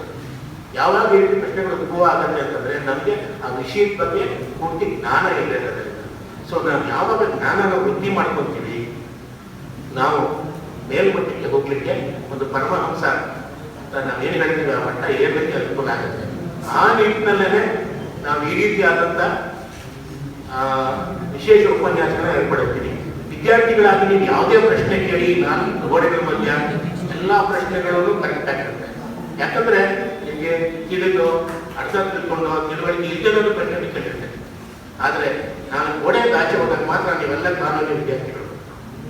ಒಬ್ಬರು ಯಾರಾದರೂ ರಸ್ತೆಯಲ್ಲಿ ಬಸ್ಸಲ್ಲೋ ರೈಲಲ್ಲೋ ನೀವು ಪ್ರಯಾಣ ಮಾಡಬೇಕಾದ್ರೆ ನಿಮಗೆ ನೀವು ಐಡೆಂಟಿಫೈ ಮಾಡಿಕೊಂಡ್ರೆ ನಾನು ಕಾನೂನು ಹೋಗ್ತಾ ಇದ್ದೀನಿ ಅಂದರೆ ತಕ್ಷಣ ಒಂದು ಪ್ರಶ್ನೆ ಇರುತ್ತೆ ಅವ್ರಿಗೆ. ಫ್ಯಾಮಿಲಿ ಲಾ ಪ್ರಾಬ್ಲಮ್ ಇರ್ಬೋದು, ಪ್ರಾಪರ್ಟಿ ಪ್ರಾಬ್ಲಮ್ ಇರ್ಬೋದು, ಕಾನ್ಸ್ಟಿಟ್ಯೂಷನ್ ಪ್ರಾಬ್ಲಮ್ ಇರ್ಬೋದು. ಅವಾಗ ನಿಮಗೆ ಉತ್ತರ ಕೊಡೋಕೆ ಆಗದೆ ಒಂದು ತಡಬಡೆ ಹಾಕ್ಬಿಟ್ರೆ ಅವಾಗ ನನಗೆ ಒಂಥರ ರೆಸಿಪಿಸಿ ಆಗುತ್ತೆ. ಅದಕ್ಕೆ ನೀವು ಚೆನ್ನಾಗಿ ಅಧ್ಯಯನ ಮಾಡಬೇಕು. ನಿಮಗೆ ಒಳ್ಳೆ ಲೈಬ್ರರಿನ ನಾವು ತಯಾರು ಮಾಡ್ತಾ ಇದ್ದೀವಿ. ಆನ್ಲೈನ್ ಶಿಕ್ಷಣ ನೀವು ಪಡೀಲಿಕ್ಕೆ ಎಲ್ಲ ಥರದಂಥ ಸೋರ್ಸಸ್ ನಿಮಗೆ ಪ್ರಯತ್ನ ಮಾಡಿಕೊಳ್ಳಲಿಕ್ಕೆ ಮತ್ತು ಸಪರೇಟ್ ನಿಮಗೆ ಒಂದು ಕಂಪ್ಯೂಟರ್ ಲ್ಯಾಬ್ನೇ ಮಾಡ್ತಾ ಇದ್ದೀವಿ. ಆನ್ಲೈನ್ ಜರ್ನಲ್ಸ್ ತರಲಿಕ್ಕೆ ಸಬ್ಸ್ಕ್ರೈಬ್ ಮಾಡಲಿಕ್ಕೆ ಎಲ್ಲ ಪ್ರೊವಿಷನ್ಸ್ ಮಾಡಿದೆ. ಕೆಲವೇ ದಿನಗಳಲ್ಲಿ ನಿಮಗೆ ಎಲ್ಲ ರೀತಿಯಾದಂಥ ಫೆಸಿಲಿಟಿ ಸಿಗುತ್ತೆ. ಅದೆಲ್ಲ ಮಾಡಿದ್ರೆ ನಿಮಗಾಗಿ ಇದನ್ನು ಉಪಯೋಗಿಸ್ಕೊಂಡು ಅನುಭವಿಸಿ ಜ್ಞಾನವೃದ್ಧಿ ಮಾಡಿಕೊಂಡು ಈ ಕಾಲೇಜಿನಿಂದ ಸಕ್ಸಸ್ಫುಲ್ ಅಡ್ವೊಕೇಟ್ ಆಗಿ ನೀವು ಆಚೆ ಕಡೆ ಹೋಗಬೇಕು ಅನ್ನೋದು ನಮ್ಮೆಲ್ಲರ ಬಯಕೆ. ಅದಕ್ಕೆ ಸದಾ ಕಾಲ ನಮ್ಗೆ ಯಾವಾಗಲೂ ಪಾಟೀಲ್ರಂಥ ಸ್ನೇಹಿತರು ನಮ್ಮ ಹಿಂದೆಗಿಂತ ನಮಗೆ ಕಟ್ಟಿ ಕೆಲಸ ಮಾಡ್ತಿರ್ತಾರೆ. ಅವರಿಗೆ ನಿಮ್ಮೆಲ್ಲರ ಪರವಾಗಿ ನಾನು ವಿಶೇಷವಾದ ಧನ್ಯವಾದಗಳನ್ನ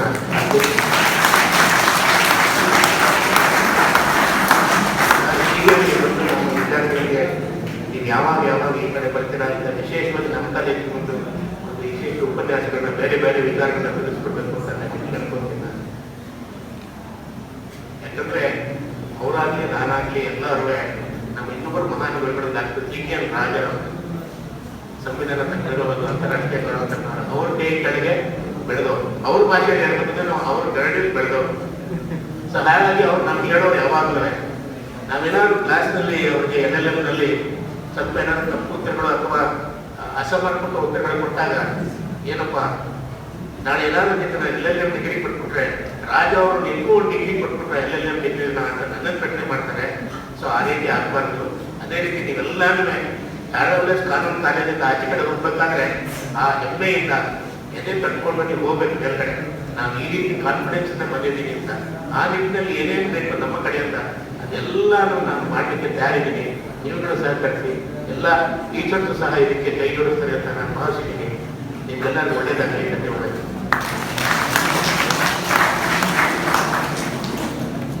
Thank you, sir. Now it's time to conclude this program. On behalf of our college, on behalf of everyone, I extend my thanks to our resource person, Professor C.S. Patil, Professor of Law, Karnataka State Law University, Hubballi, who spent time from his busiest schedule to grace the occasion. Thank you, sir. I'd like to thank our academic advisor, Dr. M.N. Bemesh, who worked behind the scene to make this event happen. Thank you, sir. I immensely thankful to our principal, Srimati Vinita P.K., stimulated us to do our best and standing us pillar of strength. Thank you, madam. I also extend my thanks to all our staff members for their cooperation. Finally, I would like to thank our students for your support. Thank you so much. Thank you, everyone.